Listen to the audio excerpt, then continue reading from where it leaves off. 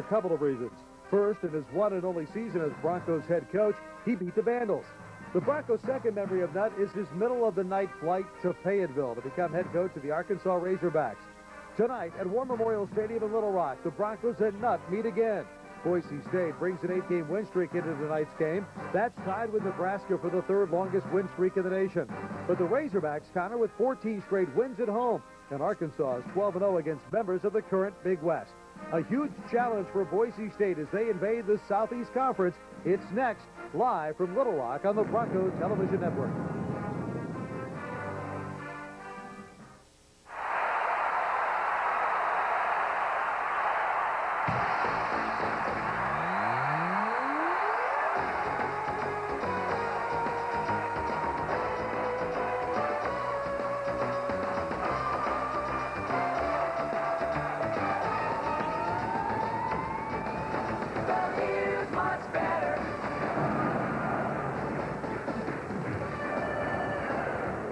From War Memorial Stadium in Little Rock, Arkansas, today, the Boise State Broncos challenge the Southeast Conference and the Arkansas Razorbacks. Boise State brings a 2-0 record to the South.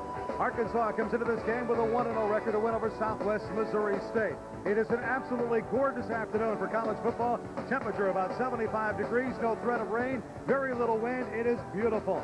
Hi again, everybody, and welcome to the Bronco Television Network. Wayne Dzubak along with Larry Pulowski, and what a huge challenge for Boise State. Well, Boise State's bitten off a big task tonight, but these kids are excited to come and play a big SEC game against Arkansas. They're ready to roll, Wayno. We begin our Atkinson Mirror and Glass player profile with Brock Forsey. What a year this guy's having. He's averaging 132 yards a game. Yeah, Brock Forsey started off setting school records for total yards. He's got to have a big night tonight. He's got to slash and dash and get some things going, and he's got to stay healthy, Wayne. Talking about being healthy, Kareem Williams is just that now, and he's going to start at linebacker tonight. Good to have him back. Yeah, this is huge to have him back. He had his knee scoped. It looks good. He looked great in practice this week. He is ready to go, a big play guy. He's going to have to stop this guy, Cedric Cobbs. He only rushed for 57 yards in their opener, Arkansas, but he is a good one. He can do a lot more than run. His quarterback coach, Joe Ferguson, compared him to O.J. Simpson. That's a pretty good recommendation from a guy that played for the Bills. So look out for Cobbs. And then this guy, Quentin Caver. My goodness, this guy is a huge linebacker, and he looks like an NFL linebacker. Yeah, 6 foot 5 inches of middle linebacker. That's a lot of middle linebacker. The third member of our broadcast team, as always, is Jeff Caves, and as always, he's on the sidelines. Jeff? Thank you, Wayne. A lot to report on down here on the Arkansas side with Houston Nutt and company, and we'll keep a close eye on the emotions and how they're going early for Boise State, Dirk Cutter and his staff. We'll talk to Houston at the end of the second quarter, and I'll get Dirk thoughts coming back for the second half kickoff. Let's get it going. Okay, first we got our game plans. The overhead door keys to the game for you. Well, the first one looks pretty simplistic. You've got to stay in the game early. You cannot allow Arkansas to run off 17 points like they did against Southwest Missouri State. Second, you've got to create some turnovers, whether it's on defense or whether it's in the special teams game. You might see Boise State try some things in the kicking game they've never done before. And third, you've got to limit the Arkansas running game. You've got to stop Cobbs, and hey, his backup, Ray, and Talley aren't bad either way. Well, you may be able to tell there's a sellout crowd here. They're ready to go. Boise State against Arkansas. We'll be back with the kickoff of this game after this on the Bronco Television Network.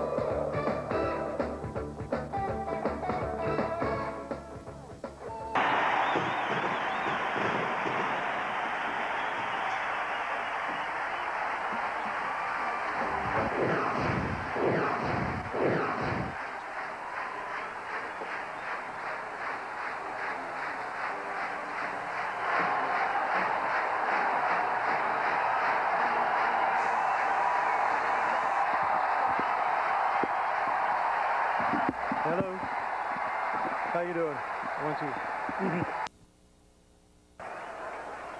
2. Welcome back to War Memorial Stadium in Little Rock. As you can see, a capacity crowd on hand for this one, and as I mentioned, it could not be any nicer of an afternoon. Time now for our St. Alphonsus Regional Medical Center injury report. Well, Matt Navis is out for the year. He blew a horrible knee injury, Wayne.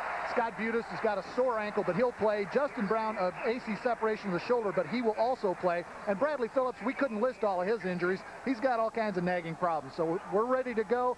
Navis, really the only guy that'll be out. And there you go, Houston Nutt in his third season here, 18-7. Guess what? He's 13-0 in the state of Arkansas. That means he's only won 5 games on the road. And Dirk Cutter, he also has 18 career wins in his third season. He is 18-8. And I'll tell you, both coaches right now a little puckered up, I guarantee you. Well, Arkansas won the toss, Wayne, and they have deferred to the second half, so they're going to kick to the Broncos to start this game. So Brock Forsey will take a look at it deep, and I believe David Michael's back there also. He is indeed. There's Brock Forsey averaging 24 yards a kickoff return, and I'll tell you, what little wind there is here right now is favoring the kicker, so when Arkansas kicks off, they should really boot it, and their kicker is a guy named Matt Schwartz, and he gets a foot into it. It's going to be a little bit short. Forsey comes up and takes it at the 2-yard line.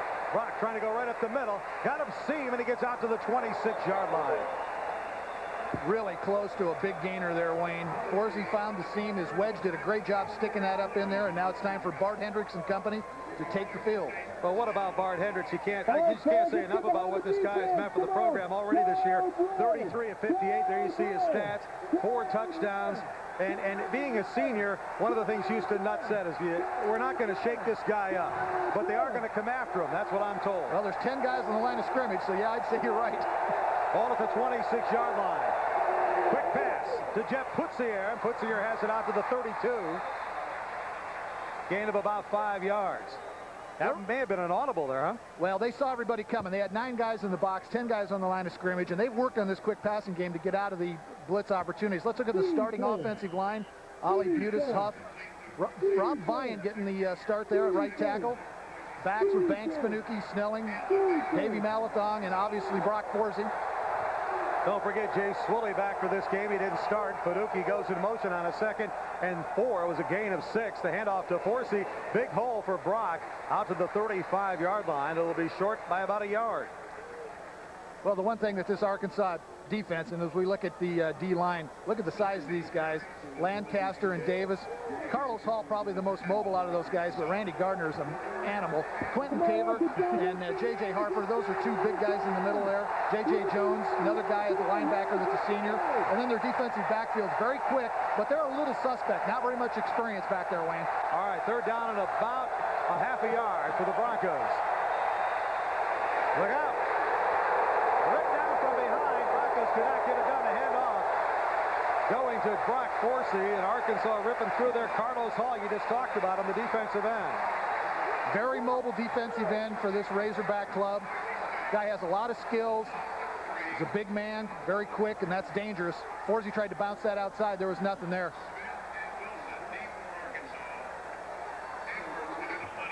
There you see as he tries to bounce this outside.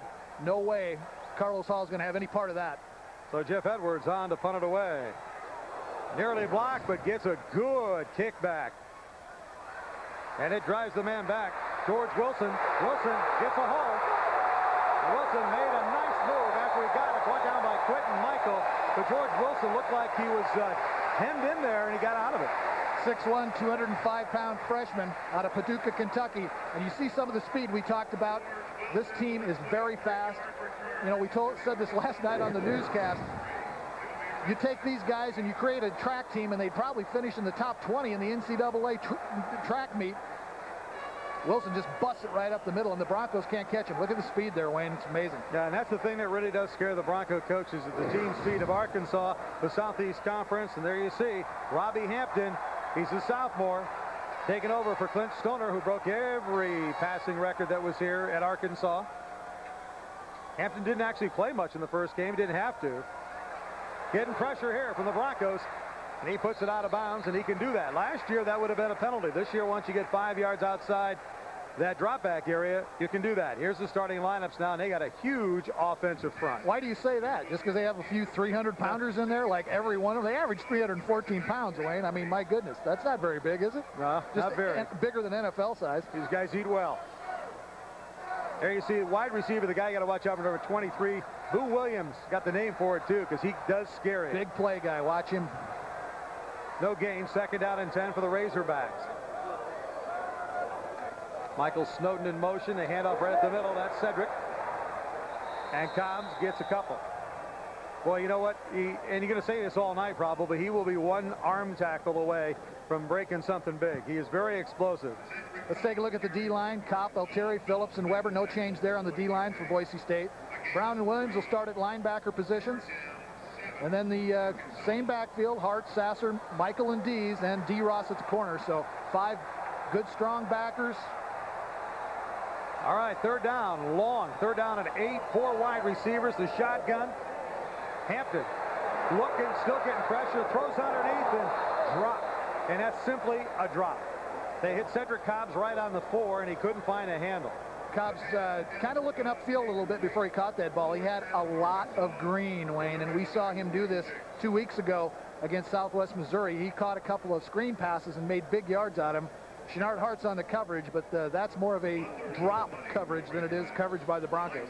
So Richie Butler will come in to kick it away. Quentin Michael is only averaging 2.8 yards per return, and Butler can really boom him. So both teams pretty much 3 and out to start this game. Big kick. Michael's going to let it hit inside the 10, and it goes into the end zone. So the Broncos will take over at the 20-yard line.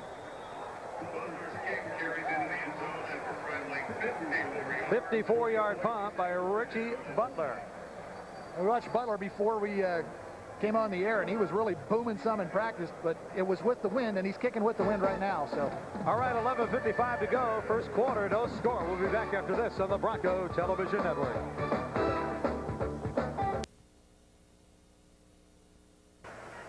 All right, we are back here.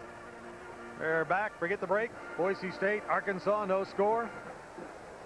Both teams 3 and out. Is that a little bit of a surprise to you? Well, it's a surprise for me in this respect, the way that it happened. 2 passing plays for the Arkansas Razorbacks, which I thought they just hand that ball off to Cobbs 3 or 4 times just to see what would happen. But let's look at some of the basics here. Arkansas located in Fayetteville. Of course, this game being played at War Memorial Stadium in Little Rock, the capital of Arkansas. You know, it's about a 3-hour bus ride, so they have to play 3 games down here this year. They played a couple of weeks ago here against Southwest Missouri State. Won that game 38-0. They got Boise State. Then next week they go back. They play in Fayetteville for a couple of weeks in a row against Alabama and Georgia, respectively. And in fact, this Arkansas team, Poe, they start with 5 home games because this is obviously a home game, as you can tell by the crowd in red. So here we go. Boise State with the football at the 20-yard line.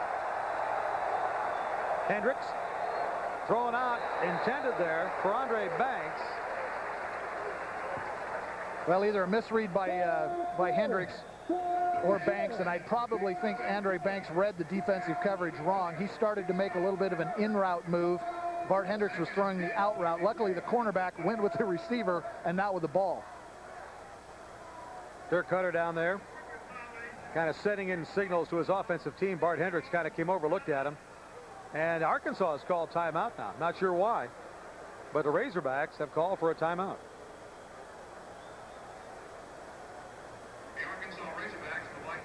Little confusion here on the defense. They're going to regroup. I'm sure the offensive coaches love to see that happen when the defense has to use a timeout because they're not ready to roll. Yeah, they really weren't ready to roll, were they? I'll tell you what, a beautiful day down here. They were talking about a week ago was, you know, around 100 degrees, and I know that's exactly what the Arkansas folks had hoped they'd get down here. It would be nice, hot, humid weather, but instead it's actually cooler here than it is in Boise. All right, they called a quick timeout, so they burned one early. The Razorbacks do. Boise State 2nd down and 10. Handoff, Brock Forsey. Brock looking to get north and south, and he does across the 25 to the 26-yard line. Nice gainer by Forsey that time. A little bit of a slashing play. Cuts back to his left across the formation. That's what he does best, Wayne. He's a slasher. He's got pretty good speed. I mean, he's not a blazer. He's certainly not as fast as Cedric Cobbs' counterpart for the Razorbacks, but he's got good speed, and he's a very good guy, good running back, the way he sets up his cuts and sets up his blocks. 3rd down and 4, and 50,000 Hog fans will get into it. They were here about 4 hours before the game doing their tailgating. Bart Hendricks looking, throws to Banks, and he drops it. Andre Banks now this year has dropped a couple of key passes, and that would have been enough for the 1st down. Yeah, that's got to frustrate Bart just a little bit. He had that ball right on the money. The route was run at about 6 to 7 yards. Plenty of yardage to get the 1st down. But Banks, as you say, had that chronic drop problem. Jeff Edwards on to kick for Boise State. They got double coverage back there. Richard Smith's back there. And Wilson is George Wilson. We saw what he can do with the punt already. Not much pressure. Another good kick, and Wilson's coming up. Fair catches at the 38. So that's where Arkansas will have the football at the 38-yard line after the Broncos 3 and out again. But the last time they went 3 and out, they couldn't hold off the defense. This time the Broncos make a mistake and have to give up the football. We got a timeout on the field now. 11:02 to go here, first quarter. No score. We'll be back after this on the Bronco Television Network. We are back. Wayne DeZubak, Larry Pulowski, and Jeff Caves on the sidelines. After the handoff to Cedric Cobbs. Cobbs trying to get outside. Gets out near the 45-yard line. And just like that, you can see how explosive he is. Looked like there was nothing there. Gains about 7. Cobb's a big, strong guy. As I said in the open, you know, Coach Joe Ferguson, the former Buffalo Bills quarterback that played with O.J. Simpson, compared him to Simpson. Now, that's some awful big shoes to fill, but he's been getting a lot of big-time press in the preseason and had a big game in the Cotton Bowl last year. 2nd down and 4. Boo Williams wide to the left. Hand off to Cobbs again. Cobbs maybe a yard. Nice play by Bradley Phillips. He was right up in there, kind of messed that thing up in the backfield. Let's go down to Jeff Caves now on the sidelines for an injury update. Well, Arkansas has got a lot of defensive backs with some injury problems. Number 21, Orlando Green with a hamstring. Bo Mosley, number 25, with a shoulder. You can now add another defensive back, number 22, Tony Bua, who's also a special teamer, to that list. So we'll see what happens if Boise State brings out 4 wideouts and they need to go to their dime package. Wayne? Thanks, Jeff. Appreciate it. 3rd down, a little more than a yard. Apparently, Richard Smith set up on the wrong side, so Hampton comes over and says, hey, you need to be on the left, your other left. 3rd down and 1. Hampton over the middle, has it, complete. Big move there by Richard Smith. And Smith was down to the 32-yard line before he goes out of bounds. Just a little bit under the coverage there. They had Cedric Cobbs open the last time they had the football in a similar play, but he didn't catch it this time. Richard Smith did. Richard Smith's the guy that's going to see the ball a lot tonight, I believe. You see the play fake, not much of a play fake. Zach Weber trying to get upfield, but look at that, right underneath Kareem Williams. A little bit maybe of the rustiness of Kareem, missing the first 2 games because of that knee injury, and you can see the ability Smith has. So big first down, our first down of this football game by either team. Broncos, man, they were offside. They hit somebody. Nice count by Arkansas. They delayed it, and the Broncos thought they had it timed and did not.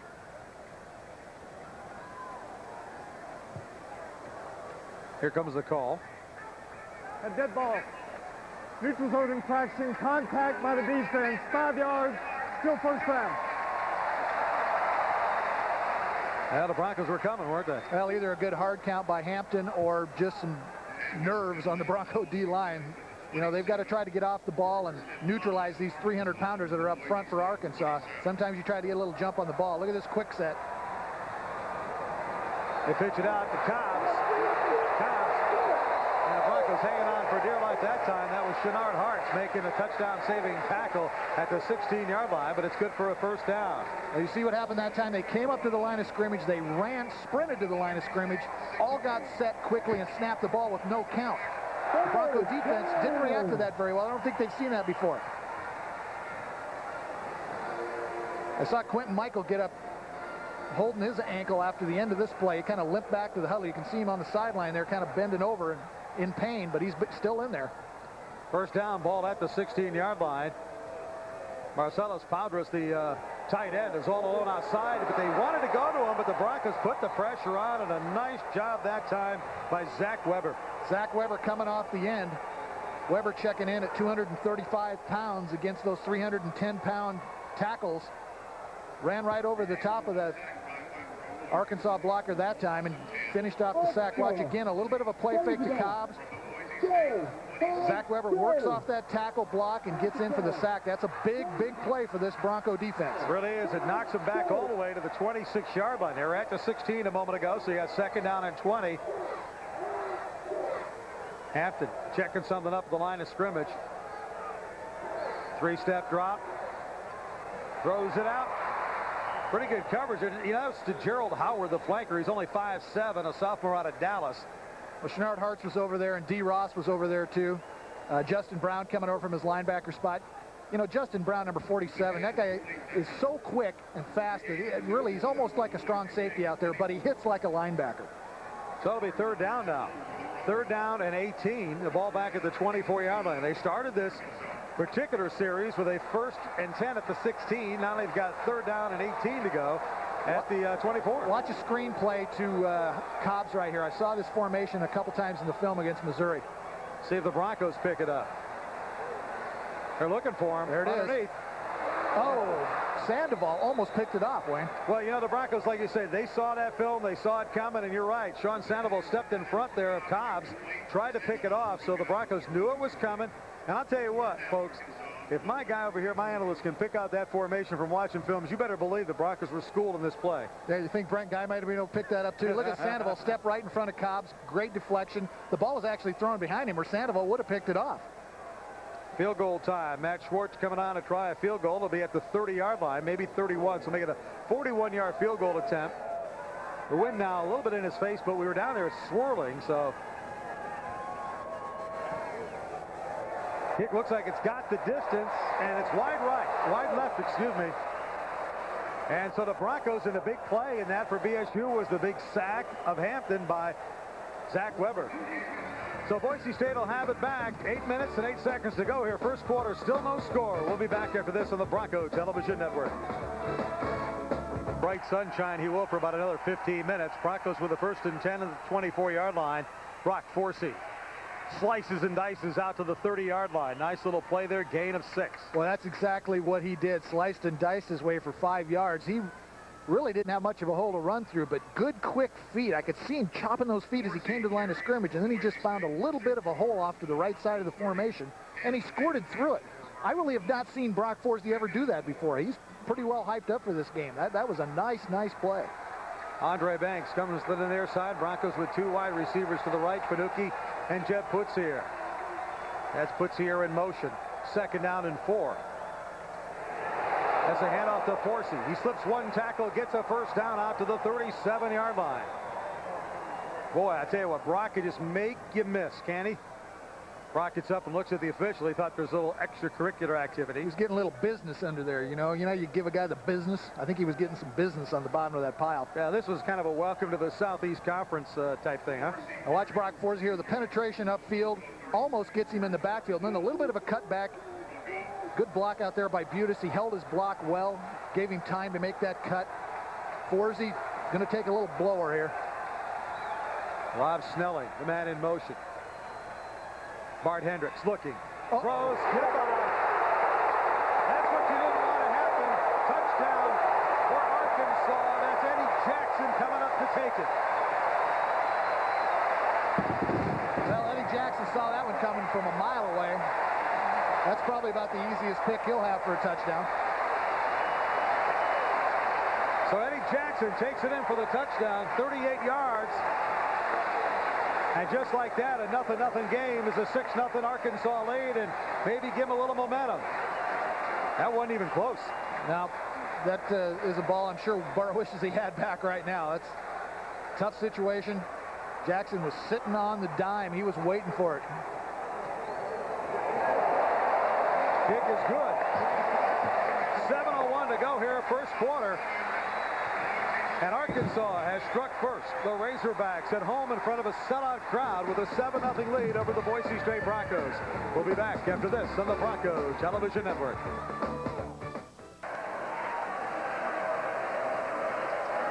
(7-0) Arkansas leads it. Eddie Jackson, the interception of a Bart Hendricks pass. He runs it back untouched.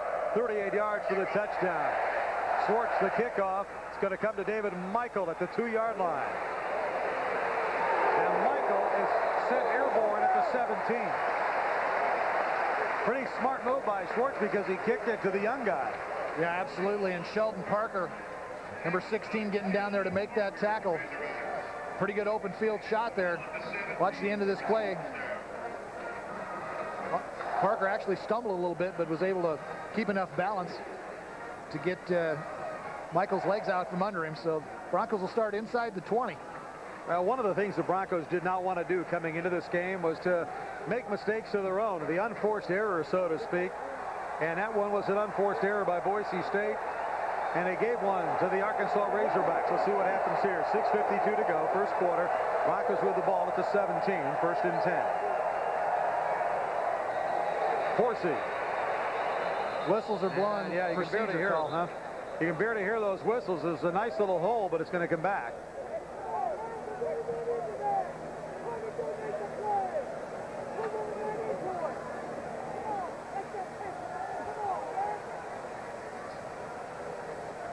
Prior to the snap, delay game on the offense, 5 yards, still first down. Well, the Broncos weren't paying attention to the clock, huh? Well, they didn't get on the field fast enough, I guess, and then they had a couple of shifts that they had to make in that play formation, and the 25-second clock expired. Here's the same formation again. This time it's first and 15, the ball back at the 12. Forsey. Always missing the first man. I'll tell you what, though, Arkansas is getting in the backfield. That time it was Quentin Caber that the Broncos had to dodge, and it's a good thing that Brock dodged him, huh? Well, the speed and the quickness that the SEC programs bring to the table is, you know, sometimes impossible to overcome.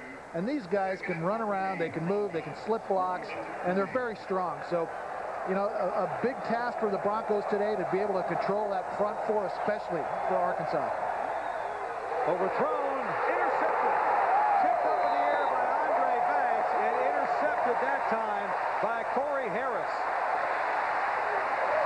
Wow. So two quick interceptions of Bart Hendricks. One was Bart's errant throw this time.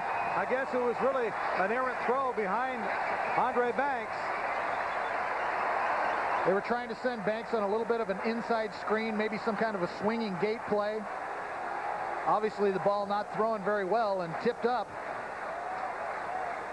And Johnny on the spot, Corey Harris. One thing you don't take into account that a guy's not going to execute in a big game, and right now Bart's not getting that job done. Normally, he's the guy you can go to, steady Eddie. But here comes Cedric Cobbs. Breaking tackles, busting people, down, touchdown. Nope, they're going to say he's down at the 1-foot line. The crowd's not happy about the call. Here's a guy that stands 6'1", 225 pounds. He is a load to bring down. Amazing, really, that the Broncos kept him out of the end zone. He gets by the first line of defenders here, Justin Brown. Then he runs over the top of D. Ross. Shenard Hartz just gets enough of him to get his knee down before he got into the end zone. First and goal from about the 1-foot line for the Razorbacks. Two interceptions have set him up in business here in this quarter, and Cobbs makes it 13-0.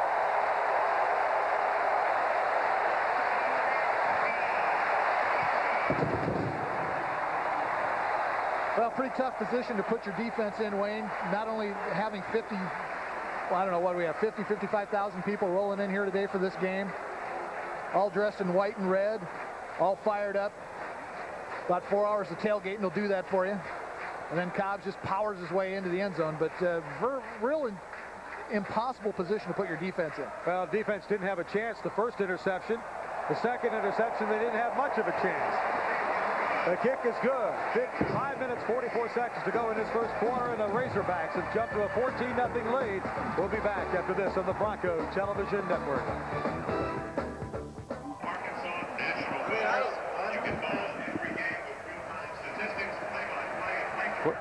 We are back here in Little Rock, Arkansas. The Razorbacks 14-0 over Boise State with 5:44 to go here in the first period of play. Linda Zubak along with Larry Pulowski and Jeff Caves on the sidelines, and it really has been, you know, I tell you what, the hospitality down here has been absolutely fantastic.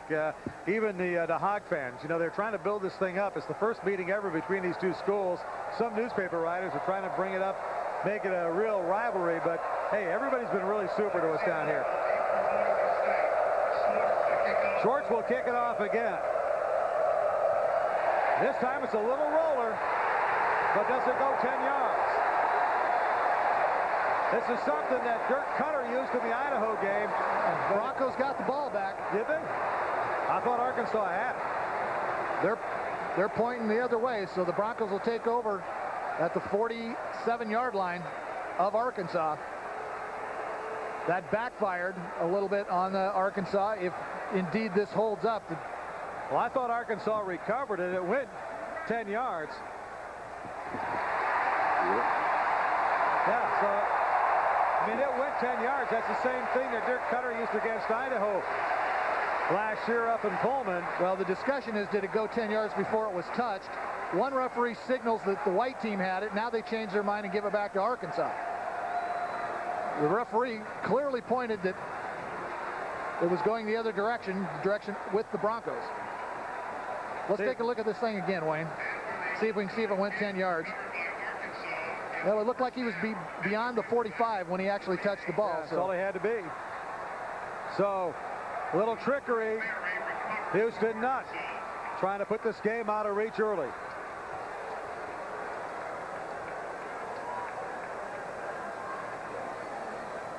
Play action fake Hampton. And Hampton's going to go down. I tell you what, his knees were on the ground before he threw that ball, and you know what? They're not going to call it. Zach Weber with the pressure again from that right end position. Weber playing a pretty strong game so far in this first quarter. Hampton, first receivers were not available. Had to roll out to his right, and Weber tracked him down.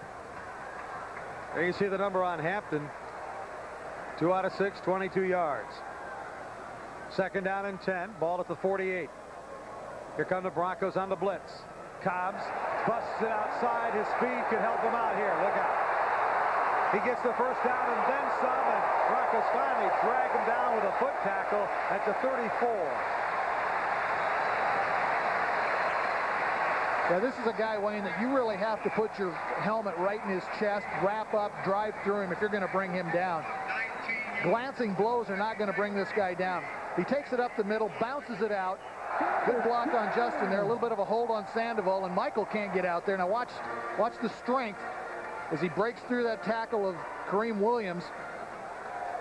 Dempsey Dees finally finishes him off. Dempsey just hanging on for dear life. So a big first down run.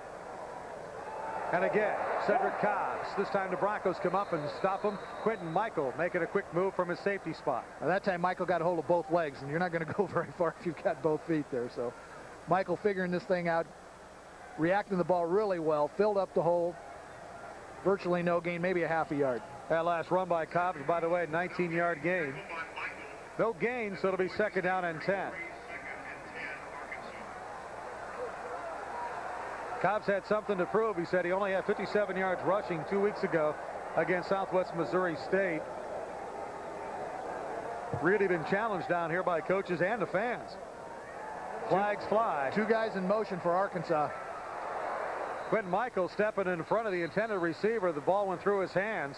We'll check the laundry. While the wideout was in motion, the fullback shifted over, and you can't do that. You can do it in the CFL, but not in the NCAA. Watch the formation here. Well, actually, this is going to be the end of this play, and Hartz comes up, makes a play on the ball. Either Hartz or Michael. I couldn't see if that was a Michael. It's usually one of those guys, isn't it? They're always there. Illegal shift on the offense. 2 men moving without stopping. That penalty is declined. Brings up third down. I thought a motion penalty, just correct me if I'm wrong, I thought a motion penalty like that was a dead ball foul anyway. Didn't stop that play. They didn't throw the flag until the ball was snapped. And it worked out good for the Broncos. Gave them the option to either take the penalty or take the down. They took the down, 3rd and 10. Ball sitting at the 33-yard line.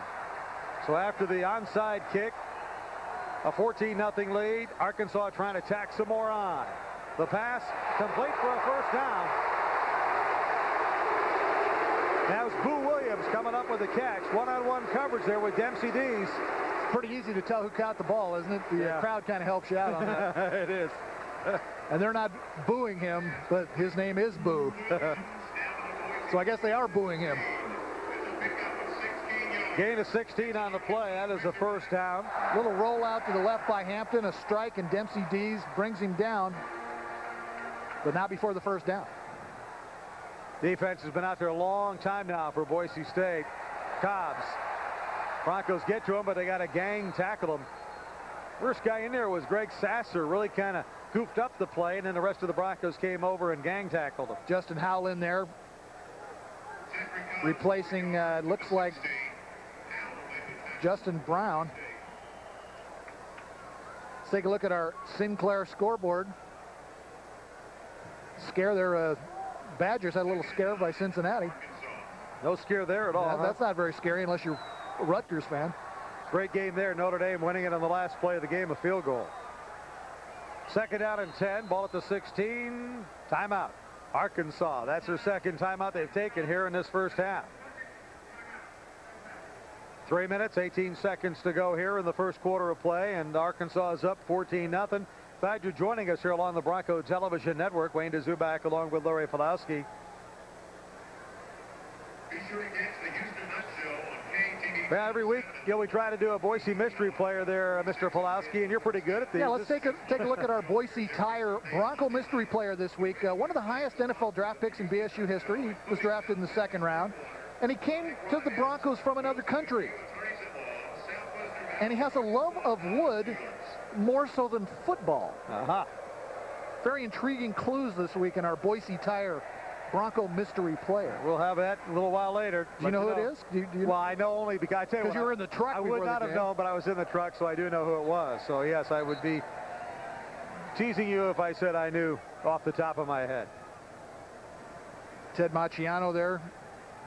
Got to be a little disappointed with the way this thing's starting off, but this is a very resilient group of Broncos, and they've got a big stop to make here to keep them in this ballgame. Second down and 10. The ball at the 16-yard line. Arkansas had to call a timeout there just to kind of check things over, make sure everybody was on the same page. Hampton, the handoff. Cedric Cobbs down to the 8-yard line, very close to a first down. Gain of about 10. They may have to measure this. What a weapon, though. What explosion off the line of scrimmage. Let's take a look to our the answer to our Bronco mystery player. You've read the clues. Marcus Cook. Remember Marcus Cook, big defensive lineman out of Canada, who now is a carpenter somewhere in the wilds of Canada. He was drafted in the second round by the Washington Redskins. Played about 6 years for the Redskins, and now is into crafting wood. Yep, he doesn't cut trees down. He just goes and rips whatever he needs. Third down. They did not get a first down, so third down and 1. That was a gain of 9. Hampton has the time, runs out of time, and throws it into the ground. Nice pressure there, a little bit late by Boise State. Justin Howell coming in. Yeah, Howell, a couple of big plays on that drive. That's the biggest play. Hampton could not find his receiver. Good coverage in the backfield that time by Ross, Dees, Sasser, Quentin Michael. Really did the job back there, and finally Howell comes through and one-hands him down to the ground. Yeah, just the sight of Justin Howell coming in there really kind of made him throw that away quickly. So Schwartz comes in. He's going to place it down at the 15-yard line. 25-yard field goal attempt. He has missed one, but it is still 14-0 in favor of Arkansas. And the Razorbacks trying to score here off of that onside kick. And this one is right on target. So the onside kick leads to a 25-yard field goal by Schwartz. And the Razorbacks increase their lead here in the first quarter to 17-0 over the Boise State Broncos. Well, this is very reminiscent of 2 weeks ago in this very stadium when Southwest Missouri came to town. Score at the end of the first quarter was 17-0 Arkansas. So they have this game plan down, Wayne. So far, it seems scripted just like 2 weeks ago. Well, 2 pass interceptions. One led directly to a touchdown run. And then, of course, the other one led a couple plays later to a touchdown. So the Broncos really have had some unforced errors here and have caused some of their own problems, for sure. Trivia question tonight. Yeah, the Larry Miller Subaru Mitsubishi Bronco trivia question for tonight. What Bronco holds the records for tackles in all categories? That's a single game, the season, and for a career. Now, that's pretty impressive. You've got all those tackles. You do. That's a lot. We'll come back a little later and tell you the answer to the Larry Miller Subaru Mitsubishi trivia question. Here's one for you. I saw that in the truck too, but I can't remember now. Well, this is a guy that a lot of people have forgot about. Well, when you hear his name, you'll say, "Oh yeah, he was a pretty good player." All right, Broncos now got to be on the lookout for everything because Houston Nutt going after his old Broncos with a little trickery, little onside kick. BSU wasn't expecting, reminiscent of what Dirk Cutter, as I mentioned, did to Idaho last year. 17-0. Razorbacks lead it. A lot of the problem has been interceptions. Brock Forsey scoops it up at the 5. And Brock out to the 26-yard line. Well, Brock Forsey's running with wild abandon tonight, isn't he? I mean, he's running downhill. You can see he's got that forward slant. Really doing a heck of a job. There's the last scoring drive. 9 plays, only 44 yards, and 3:17 to get it in for the field goal. The Broncos at least hold them to the 3 points to give them any kind of chance to come back in this ballgame. And I mean, talking about a comeback with only 2 minutes to go in the first quarter, but you see the talent that's out here on the field for Arkansas. Yeah, well, not only that, but, you know, still, I go back to the fact that Boise State has really kind of given 14 points to Arkansas with mistakes of their own, and they've got to stop turning the ball over, especially when they go back for touchdowns. Bart Hendricks looking, and incomplete to Fanucchi, and Bart Hendricks was way off target, and I'm sure he was getting some pressure, but still. Bart appears to be a little bit, I don't know, rattled here, I guess. Well, none of these guys for Boise State have played in front of too many 50,000-plus crowds, and especially in this setting. I mean, crowds very close to the field. This is a really neat old stadium, the War Memorial Stadium here in Little Rock. Kind of nostalgic, really, when we walked through it earlier before the game. So 2nd down and 10 on the incompletion. Davey Malathong. They hand off to Forsey, and he thought he had something big there, and he's upset because he really felt he could go about 20 yards. Well, he did trip over some feet as he was heading through there. There was off the right tackle, a pretty gaping hole. The booing you hear in the background, a little extracurricular activity after that play. Now watch Forsey here as he hits this hole. You can see the crease off the right-hand side, but he just trips. You see he's got a lot of green there. Catches his feet in the mix of linemen and D linemen. Can't get to the hole. So 3rd down and 7. Ball at the 29-yard line for Boise State. First quarter, Broncos down 17-0. Lots of pressure underneath to Jeff Putsier. And Putsier is brought down at the 48-yard line, but a huge first down for Boise State. Well, they really needed that, Wayne. One, just for some confidence, and Bart Hendricks threw a strike that time to Putsier. Jeb, the big wide receiver at 6'5" from Eagle High School, just outside of Boise. 5-step drop that time. Putsier runs a great route, and that's a cornerback that Jeb Putsier just beat across the middle. That's pretty impressive for the big man from Eagle.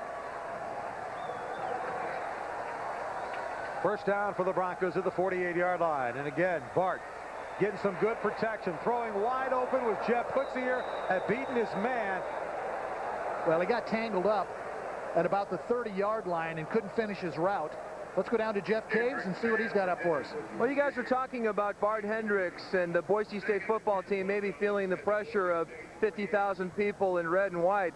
Bart has a little more pressure. He's not only got Dirk Cutter to please, but on some level, he's got Houston Nutt, who gave him his break, gave him his start, who put him in limelight this week and also said he was one of the best 5 quarterbacks in the SEC. So maybe he's pressing. Wayne?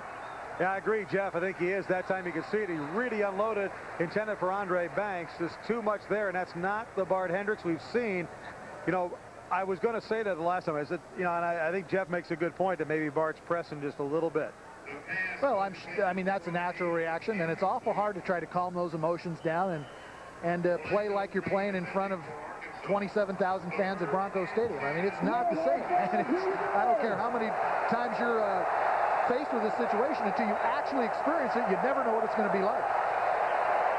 3rd down now 10. Ball at the 48 still. Bart, here comes a lot of pressure, and the pass is way overthrown.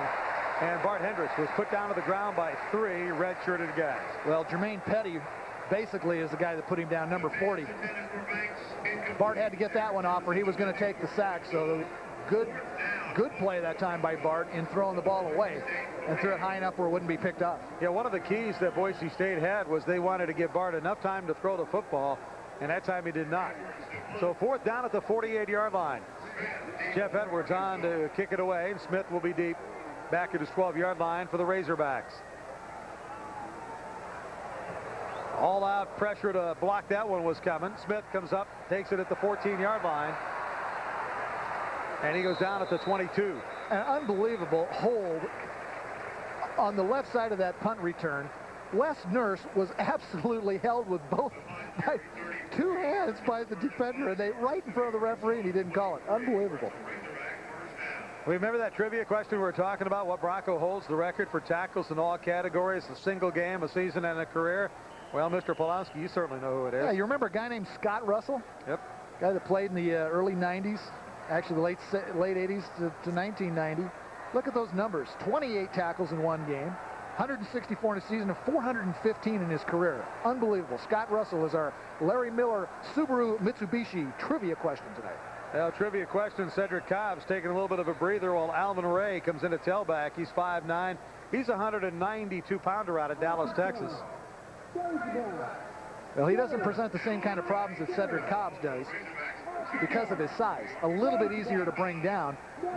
And I'm not sure he's a whole lot quicker than Cobbs is. I mean, Cobbs is the whole package. There's no doubt about it. And how about the third string tailback is Talley. That guy was the 100-meter sprint champion in Texas when he was a senior in high school.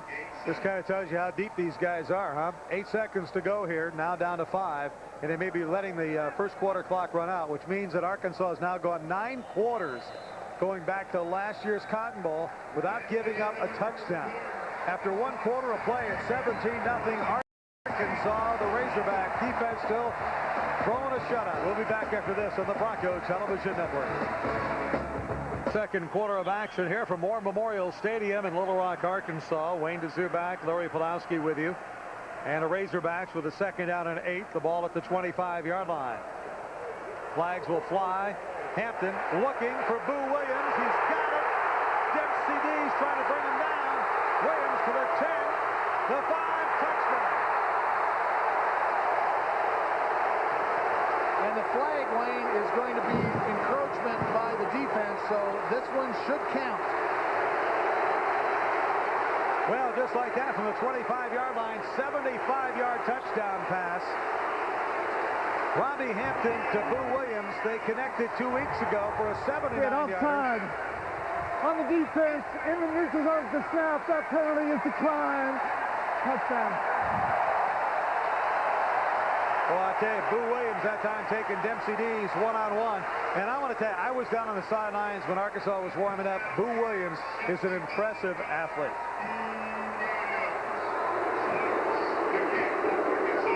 So 23-0 right now. Boo Williams, 75-yarder. As I mentioned, that 79-yarder against Southwest Missouri State. And Schwartz makes it 24-zip. 14:47 to go here in the first half. 24-0 Arkansas. Will be back after this on the Bronco Television Network.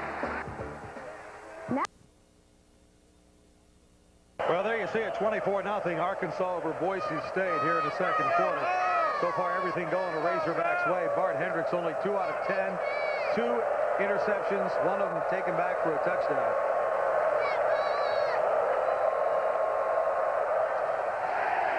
The kickoff kind of hops. David Michael scoops it off the ground like a shortstop. Got a big opening up the middle. We got a flag down at the 25-yard line. You would think it's going to be against Boise State, I would think. Well, luck usually runs one way or the other, and we haven't had, for the Broncos, too much good luck here tonight, so I would assume that would be against us. Razorbacks running off the field, clapping their hands, so we can pretty much bring that one back. Bronco fans can soon show their support with the BSU faceplate, available for their Nokia 5100 digital phone models. They're going to be available this week from ABC Wireless. ABC Wireless. During the return, holding against the receiving team, 10-yard penalty, first down. ABC Wireless is the wireless technology sponsor of the Bronco Television Network. That's a pretty neat faceplate. You know, I got a phone myself. They gave me one of the first faceplates to come out, and I'll tell you what. You've been using that phone right left, haven't you, I've Wayne? been scorching that puppy. Well, those guys from ABC Wireless are going to be real happy to know you've enjoyed it. There's the scoring drive. Yeah, 2 plays, 77 yards. The big was the 75-yard touchdown pass to Boo Williams. Brock Forsey, and he's got a big hole. Cuts back against the grain. He gets out for a first down to the 26-yard line. Boy, Brock Forsey, what a weapon he has been all year. Ken Hamlin came up from his free safety spot to make that tackle Forsey cut back against the grain, found some wide open green pasture out there, and really got it back to where the kickoff had been returned. Look at that cutback right there. That is so quick to get through there. I mean, we're seeing some quickness out of Brock Forsey tonight I've never seen before. Yeah. Gain of 12 yards for Brock right there. First down and 10 out to the 27-yard line. It's Brock Forsey again running over his own men and getting out to about the 33. That's a gain of 7. Shaylin McDonough in the game, number 22, at either the blocking back or the tight end position, and Forsey had to level him before he could pick up some more yardage. Forsey with a pretty good night going for him. That young man came to play tonight. Second and 4 from the Boise State 33. Second down and 4 at the 33-yard line. Whoops. Not a whole lot there that time. They kind of came up and got him, didn't they? And Arkansas's got 12 men on the field. They didn't get the 12th guy was running off, but he didn't get off the field. Again, right in front of the line judge. And do you see a flag out there? No, I don't see one out there. Again, that luck thing, Wayne, runs in one way or the other, and it's not going to be ours tonight. Maybe the Southeast official said, well, he was trying to get off. Yeah, I'm sure he was, but he didn't. That's the point. And Brock Forsey didn't get beyond the line of scrimmage there either. Third down and 5, ball at the 32.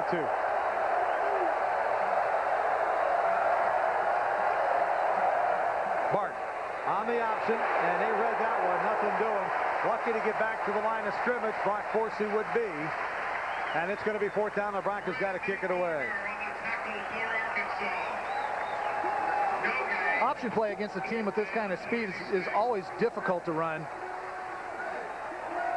And this time, Quentin Caver right there to force the play back in to Randy Gardner.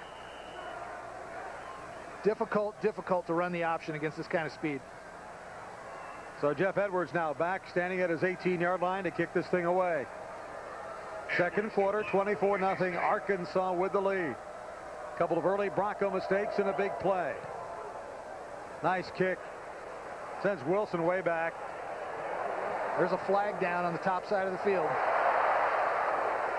Well, I tell you this, that was Richard Smith who came up and took it away from Wilson. And Richard Smith, a couple of yards here, but we'll check the flag and see what it is. Flag down at the 27-yard line. I think finally going to get one against Arkansas. Wes Nurse, I believe, was being held as he was trying to come down on that outside force position. Officials taking a while to talk this one over. 12:07 to go here, first half. Houston Nutt, former Bronco coach, 1 year. Well, I tell you what, when every time, I mean, everybody around here knows Houston Nutt. While the kick was in the air, we had holding on the return team. That's 10-yard penalty from the end of the kick. First down. But I tell you, Houston, yeah, 10 yards from where the ball was caught, because they backed that thing way up to the 10-yard line. You know, one of the interesting things that they've been making a lot of down here. Well, I'll tell you that when we come back. 12:07 to go here in the first half. 24-0 Arkansas.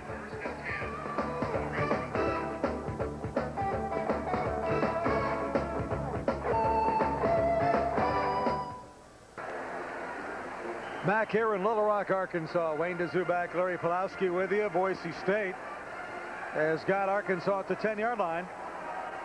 First and 10 for the Razorbacks. Robbie Hampton at quarterback. And that's Cedric Cobbs back in at running back out to the 15, maybe the 16-yard line is where they'll mark it.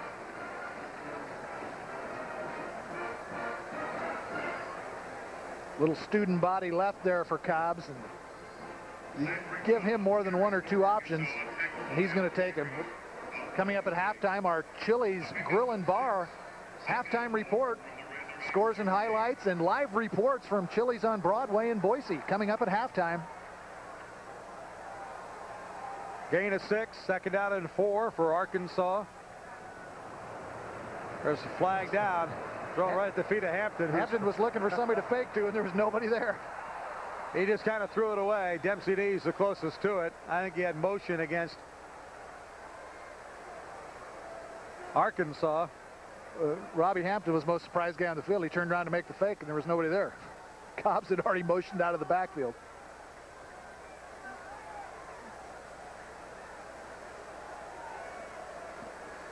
And illegally, I might add. Yeah, I think when you move, it's illegal. Well, he moved, That's and then he said, well, I'll just keep going. That's like saying it's an illegal run through a stop sign. You know what I'm saying? I mean, you run through a stop sign, you know it's illegal.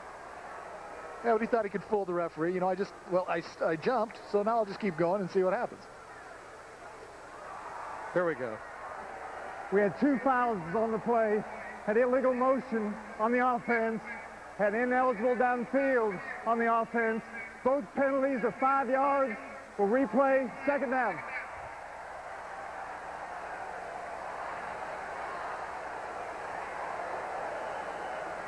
Some scores, you see Ohio State beating Miami today, 27-16. Illinois over California, close game there, 17-15. Second down and 9, the ball back at the 11-yard line now. Brand new running back in there for you, folks. That's our man, Fred Talley, that I was talking to you about. He breaks it out all the way to the 25-yard line, and just like that, first down. Well, you can see how deep Arkansas is.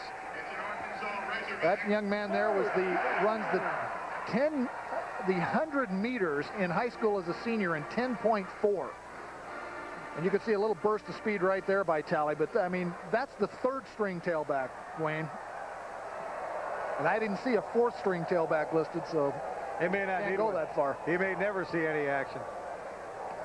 Up the middle, Talley again, bounces outside. Nice little cut inside to the 44-yard line. Broncos had him hemmed in, and he bounced outside, and that's what speed can do.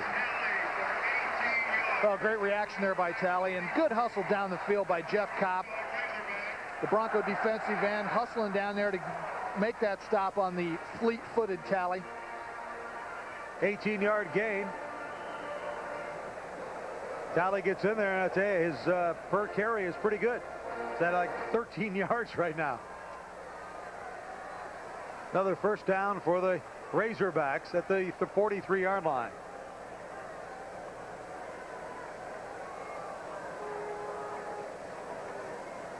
The fullback, Stinson, and he gets to the 48-yard line.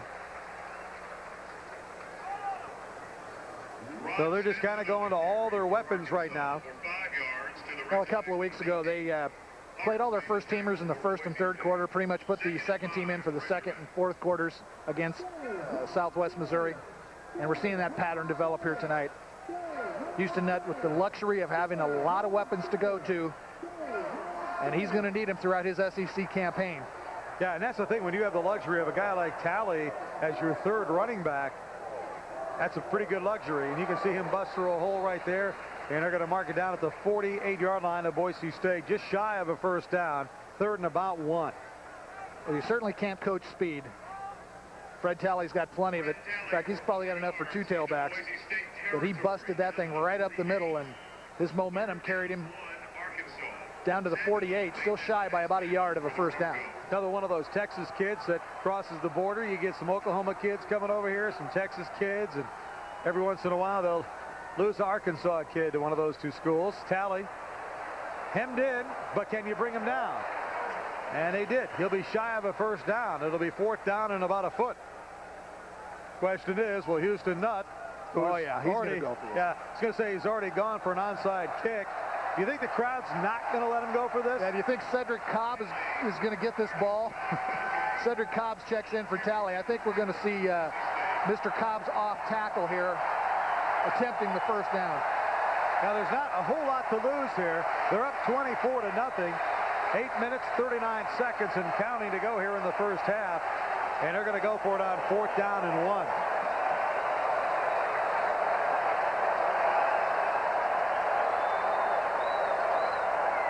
Cobbs. Oh, he might not have made it. All depends on where they He didn't make it with that spot. He didn't make it. He's short. See if they even want to measure. From up here, it looks like he's short, but they may take a measurement anyway. Let's see. They're discussing it. Do we need a measurement? What do you think? Yeah, bring it out. Cobbs carries for Arkansas. Zach Weber made the tackle for Boise State. Nope, the other way. They said, nope. No measurement. No measurement at all. Huge line stand here. Look at the charge. Good job up front. Guys selling their bodies out, diving over the pile. Zach Weber's in the bottom of it, but he gets a lot of help. Justin Brown there. Weber really the man that finishes the job, though. Zach Weber doing a heck of a job at that defensive end spot. Remember, Weber's only 235 pounds, and he's going up against some behemoths on that offensive line. Well, let's see if Dirk Cutter wants to just kind of open this thing up. I mean, what do you have to lose? Yeah, I mean, that's the bottom line right now. You're already losing 24-0. Let's see if the big thing is, can you give Bart enough time? Hendricks, the play action. Sending it out there, and it is complete. Shea Swan. Yep. The fullback coming up out of you don't see him very often, but he's always made a couple of big plays when he's gotten in there. Kind of lull him to sleep with the fullback. Very rarely does Dirk Cutter use the fullback in this offense. And half the time they don't even have a fullback in. You know, remember this. One of the things I saw on the option a moment ago is when Hendricks took it down that left side and kind of pitched it out. If he had faked the pitch, he had a lot of running room, but obviously he doesn't know that. But he may try that at some other time. Nice catch here by Shea Swan. 2nd out and 5. Ball at the 47. Putzier now in motion. Forsey, nice cutback. Very close to a first down. Wasn't that sweet, Wayne? I mean, that is just the innate instinct that a good tailback has. The ability at full speed to be able to cut on a dime. You know, we've seen Cedric Cobbs do it very well tonight. Certainly Brock Forsey's held up his part of the bargain. Look at that cut right there. That is amazing. Quick feet and the ability to get those feet back on the ground and going again. Just tremendous athletic ability. You mentioned before you don't teach speed, and you don't teach that. No way. First down for the Broncos at the 41-yard line. Here comes the pressure. Putzier has it. And they're going to take 3 guys to get him down. But Jebb's going to get about an 8-yard gain on the play. Nice pass, nice catch. Now the Arkansas Razorbacks have the luxury of having about 4 guys that are the size of Putzier. And they've got Boo Williams, one of them, a 6'4", 230-pounder. Jeb 6'5", 240-pounder. But he runs nice routes. Starting wide receiver, had some big games last year, and a hard guy to bring down once he catches the ball. Now, Orlando Green may have been playing him a little bit too soft right there. Jeb with the catch. Broncos now with a 2nd down and 2. And that's a first down. Brock Forsey. Right at the 30-yard line. So far, the best Bronco drive of the night. Again, we go back. If you just joined us, Bart Hendricks threw an interception that was returned 38 yards for a touchdown by Eddie Johnson. Then on the next series, Boise State threw a pass that was deflected off of Andre Banks' hands. It was intercepted at about the 20, and they were able to take it in. So they're at 14-0 just like that. A 79-yard touchdown pass, and then a field goal that was scored off of an onside kick. Hendricks, look out. Here comes the pressure. Gets it off to Rob Snelling, the tight end, and he's down to the 18-yard line. Now, we've given Bart his share of criticism tonight. That was a great play by Bart. He had guys coming at him from every angle and still had enough poise to find his tight end, which I don't think was probably his initial receiver on that route. Throws the ball with a lot of velocity, and look what he's got coming at him. I mean, he's seeing a lot of red shirts. Look at that pass. Beautiful job by Bart. And you're right. He hung in there right to the very last second, knew he was going to get hit, and went after it. Now, remember, this Arkansas team has not allowed a touchdown. This is their 10th quarter without a touchdown, going back to last year's Cotton Bowl. Malathon, here comes Bart Hendricks. The first time that he has a designed play for him to run it, nothing there. We saw that, a couple games ago, where it was just a 360 kind of thing. Yeah, the New Mexico game 2 weeks ago, they ran that 360-degree pivot. Bart Hendricks comes out from center, pivots around, see the 360 pivot. But big holes against New Mexico. This is a little better team than New Mexico, don't you think, Wayne? Yeah, well, Randy Gardner that time, the big guy, we haven't talked much about him. He's a preseason All-American hopeful. He was the guy that saw what was going on. His key was obviously the quarterback, and he came after him. Hendricks complete to Putzier for a first down. Nearly intercepted, and instead, Orlando Green on the coverage. Putzier catches it. Yeah, Corey Harris has been on the receiving end of one of those Bart Hendricks passes tonight. He wanted another one. He tried to cut in front of the receiver to pick this ball off. Again, a wicked throw, dangerous throw, but still one completed to Putzier, and the big guy picks up 4 more after he catches the ball. And Arkansas will use its last time out of the first half with 4:47 to go here in the second quarter. Jeff Putzier now 4 catches for 42 yards. We will be back. Arkansas leads at 24-0, but the Broncos trying to take the 0 off the scoreboard. We'll be back after this on the Bronco Television Network. All right, we are back here. 4:47 to go in the first half. Boise State trying to get on a scoreboard. They've got a first down and 10 at the 13-yard line. Hendricks going back the other way and overthrows Jeff Putzier, which is a pretty high throw because he's 6'5". Well, he had Carlos Hall breathing down his neck. Had to throw that ball just a split second before he wanted to.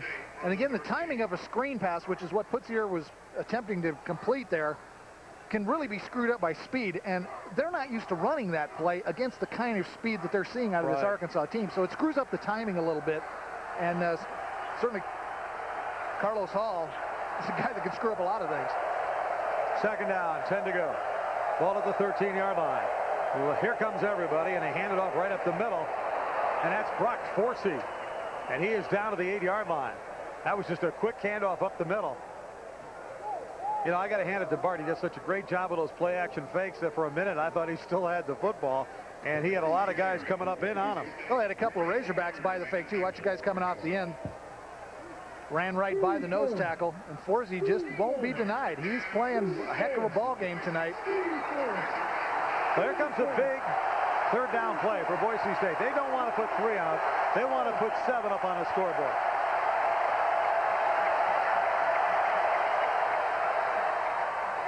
Pass incomplete, intended for Andre Banks. And again, the pressure so strong on Bart that he had to get rid of it, I think, before he wanted to. Incomplete. Eddie Jackson defending for Arkansas. 4th down, Boise State. Hendricks, 3-step drop. Yeah, he had Fired high. Yeah, he pretty much had plenty of time. I think he saw the coverage there, and he just decided to check it out. Pretty good coverage, although Banks was inside of him, Poe. He completed one like that to Andre Banks at New Mexico. Kalaikai, the kick is up, and the Broncos are on the scoreboard. Kalai's field goal is good. So Nick Kalaikai with the field goal, and Boise State now trails 24-3 with 3:55 here to go in the first half. Yeah, our next televised Bronco game on the Bronco Television Network will be Saturday, September 23rd. That's next Saturday when the Broncos take on Central Michigan University. We'll have that game live from Mount Pleasant, Michigan. Papa John's Pizza. This live BTV event will start at 11 a.m. Mountain Time. Early game. So have breakfast or brunch with the Broncos right here on the Bronco Television Network next Saturday at 11 a.m. You can see Danny Nutt down there. I talked to Danny before the game tonight. He's doing great. His brother Houston, the head coach, and you can see War Memorial Stadium here. As Larry mentioned, it's an old stadium, been around for a long time. They play about 3 games down here. Florida State crushing North Carolina 63-14. UCLA with a big win over Michigan. How about how UCLA's for real? How about Florida? Going into Tennessee, coming out with a victory. That's a tough one. Yeah, they were favored, but I tell you it was tough. Washington beating Colorado in Boulder 17-14. So Rick Neuheisel going back into his old country, and he has beaten Colorado 2 years in a row now. And our update scoreboard brought to you by Sinclair Oil. Look for the sign of the big green dinosaur. Sinclair Oil. Brett Thompson getting ready to kick off. Brett's the kind of guy, all week we were laughing about it the other day. He said if you get through everybody and all you got to do is to be stopped by the kicker, Brett brings a new meaning to that. He's not the guy you want to tackle. Could be the biggest kicker in America, Dwayne. That's Talley with it. Takes it at the 1-yard line, and he is hit at the 22, bounces off to the 28. Bronco just hitting but not wrapping. The Broncos, a nice, solid scoring drive. 11 plays, 43 yards, 4:25 off the clock, and the field goal by Nick Kalaikai. It's a Razorback first down. Houston 13-0 at home since taking over the job as the Razorback head coach. Well, they love him around here. I mean, every time in fact, when they announced the team coming onto the field today, it was Houston Nutt's Arkansas Razorbacks. Impressive. Hampton at quarterback, Talley the running back. And he gets about 4 yards. Brad Phillips in on that tackle, along with D. Ross, Jeff Kopp. Phillips coming in with a lot of bruises. You can see a wrap on his shoulder there, a little bit of a shoulder injury. Lower body a little banged up. It's one of the things I think the Bronco coaches were concerned about coming into this game, and what with the depth of Arkansas and what have you, is that coming away with a few injuries or something that would, you know, put them in a hole going down into the Big West Conference and trying to make that Humanitarian Bowl again. That was a good pickup of 6, 2nd down and 4. Hampton, play action fake, throws it out there, and it is complete. And the ball is fumbled. Boise State may have it back. They do. So the fumble by Richard Smith, and Boise State recovers it. Quentin Michael. Quentin Michael stripped a ball out last week and recovered a fumble. Does it again this week. This time Richard Smith, the recipient, catches the ball, has enough almost for the first down. Quentin Michael strips the ball out and recovers it. Play action fake to Talley, and the roll to the right by Hampton. And watch the end of this play here. There he comes, he strips the ball out, gets up. He's got great hands, huh? He did that, like you said last week. Just got great hands, makes that kind of a move. You see it from a different angle here. And Boise State's going to have the football at the 35-yard line. Great strip, staying with it, gets it back. Let's see if BSU can put a touchdown up on the board here. 2:52 to go, first half. Over the middle. Incomplete. Just tipped away at the last second. That was Corey Harris who knocked it away. Well, and Bart Hendricks just got to meet Quentin Caver up close and personal. The big 6'5" linebacker came blasting up the middle, and Bart lays this thing up. Here comes Caver, and there goes Bart, and that's a great play by Harris. Yeah, that was intended for Shea Swan. He downfield, when have you seen that before? And do you see how quick Harris was closing on the ball? I mean, that's speed right there. A lot of times, offensive coordinators and offensive coaches especially like to try it through the big score right after a turnover, and Dirk Cutter, no exception to that rule. Yeah, we had a flag on a play which we missed.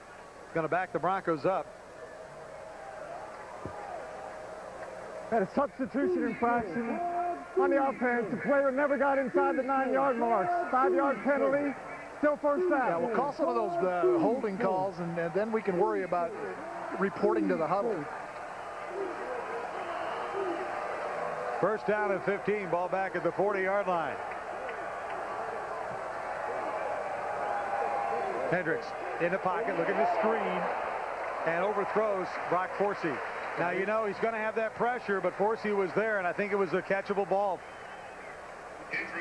It's, you know, and what we're saying again is the speed, the tenacity of Arkansas is making these plays fail. Well, Raymond House, number 56 for Arkansas, with a little bit too much pressure too quickly on Hendricks. And you're right, it just screws up the timing so bad when that those fast defensive linemen and linebackers come blasting up the middle on you on a screen pass.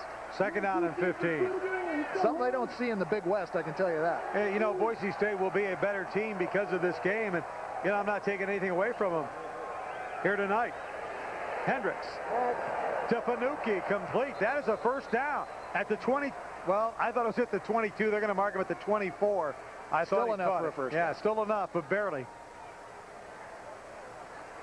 And Lou Fanucchi with, I believe, his first catch of the night. You know, he's been doing so many good things. He has been the leading receiver, the go-to guy, really, for Boise State this year. Had a huge week last week, couple of touchdown catches. Look at that pass by Bart Hendricks. That thing's on the money. Looks like he's shaking off a little bit of those jitters that he had earlier in the game. And that's really what he needs to do. Again, if you just joined us, really, Boise State has given up 14 points here easily.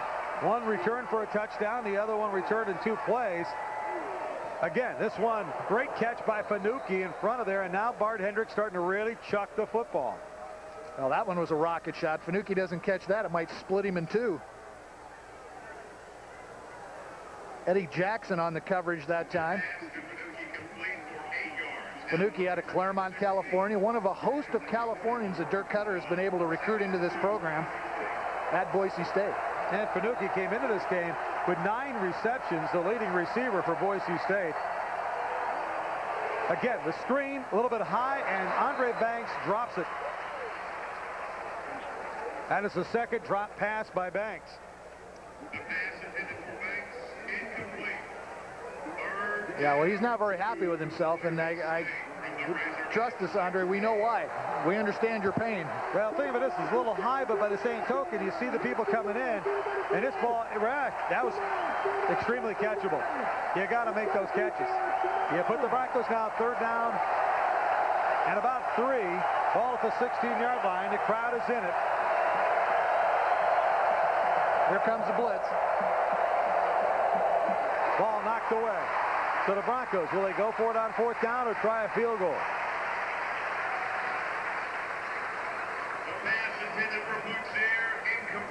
Here comes Kalaikai, so they're going to kick the field goal. That pass just a little bit behind Putzier.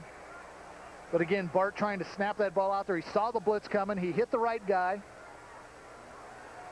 Just behind the receiver. I mean, he throws that pass perfect, and it's a completion and a 1st down. But there's no question, you know, Bart not having a typical Bart Hendricks game. Do you look for a fake here? No. Ooh. Yeah, kick is good. So the Broncos put another field goal on the board. Yeah, they need to get some points on the board, Wayne. And if it's 2 field goals they go into halftime with, so be it. They need the points right now. So Nick Kalaikai, 2 for 2 tonight on the field goals, doing his job with 1:30 to go in the 1st half. Broncos now down 24-6.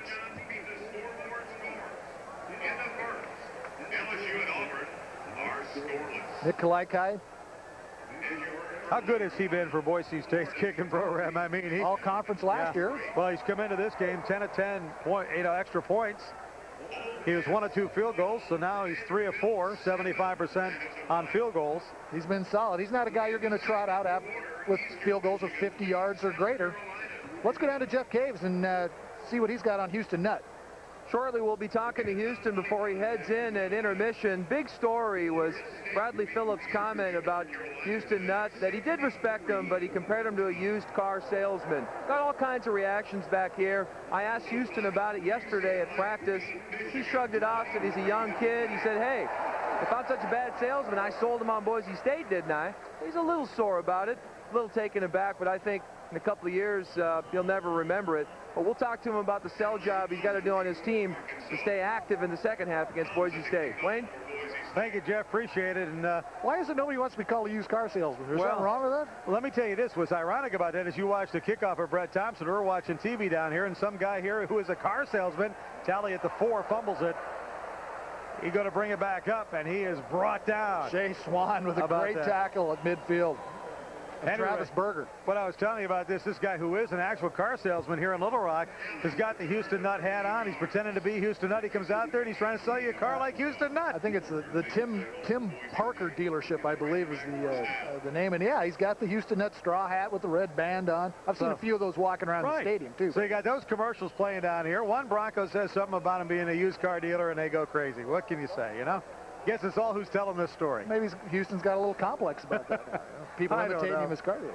Big thing the Broncos have to do here is, just try to get out of this half. They got a little momentum here. Not much, but a little. Down 24-6. Cedric Cobbs says, nah, I can't go that way. I'll go this way. Looking for blocks, and the Broncos really pursue well to the ball. Good job by Robbie Hampton there. The quarterback actually tried to throw a block. Well, Jeff Kopp got into the backfield and tried to chase down Cobbs. That's kind of a mismatch, though. Defensive end against a tailback touted by some to receive some Heisman votes, and I think he'll probably receive a few. Not sure if he's in that top 5 elite category, but certainly what we've seen tonight, he's a tremendous running back. The only thing good about that play for Arkansas, it did stop the clock. 1:12 to go here, 1st half. 2nd down 11, ball back at the 17-yard line. Cobbs again, right up the middle. Boy, everybody knows Cobbs is going to get it, and they're keying on him right now. You saw Shenard Hartz come up from his safety spot. Kareem Williams was in there on the stop as well. Kareem Williams made the first hit, stood him up, held him up, waited for some help from his friends, and Hartz was the friend that came to his aid. Boise State calling timeout. That's pretty cocky.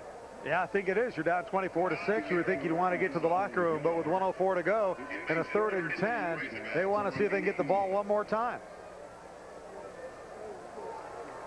Don't forget the Chili's Bar and Grill halftime report coming up. Live report from Chili's, and Jason Sloss will have all the highlights and scores from the day coming up at you. Yeah, I think we got Mike Simpson down there at Chili's on Broadway.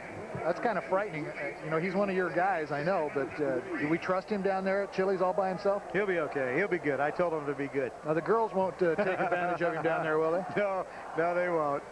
You know, a young single guy like Simpson, that could be dangerous. Chili's on Broadway on game night. We got him under control. They know who he is. Well, Wayne Zubak, Larry Pulowski with you. Jeff Caves down on the sideline. We appreciate you joining us here on the Bronco Television Network in Idaho Falls, Pocatello, Jackson, Wyoming, Riggins, Twin Falls, wherever you may be. Thanks for watching us. Broncos down 24-6. Had a couple of things go against them early and got in a big hole. 3rd down and 10. Hampton letting it fly to Boo Williams. He makes the catch. That's going to be good for a 1st down. Boy, that play takes a long time to develop, Wayne. First of all, Hampton rolls out to his right, and the route takes at least 5 to 6 seconds to run, and Boo Williams ran it very well. Got in between Dempsey Dees and Shenard Hartz at the cornerback, and look at how far that ball travels for what amounts to about an 11-yard gain. Going to the shotgun now. Hand off to Cedric Cobbs.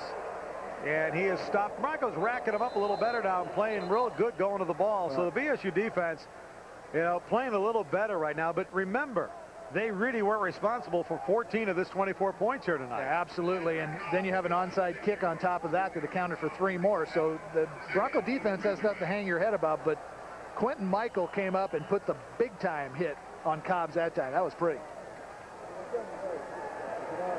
Hampton standing in the pocket and dropped. As intended there, right over the middle for Smith, and he dropped it. Ryan Brinkley on the coverage. There's a guy that's been out with an injury, back in action. I'm sure the Broncos love to see more of the troops show up for practice, like Kareem Williams, like Ryan Brinkley, like Jay Swilly, who's been out with a disciplinary suspension. Watch for the big play here now. You got 3rd down and about 4. You got 13 seconds to go. See if they try to put it up in the air. They've already connected on a 75-yard touchdown pass. Hampton to Boo Williams. Handoff, Cobbs right up the middle. Little draw play trying to end this 1st half. Clock will stop while they set the chains. Then they'll put it in motion. That may be your last play of this half. So Cedric Cobbs coming back and tacking on some numbers here.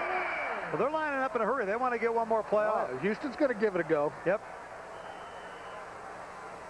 Well, stopping the clock there. Okay, 3 seconds left. He's going for blood. You know, I tell you, he is. I mean, you're up 24-6. This is kind of interesting.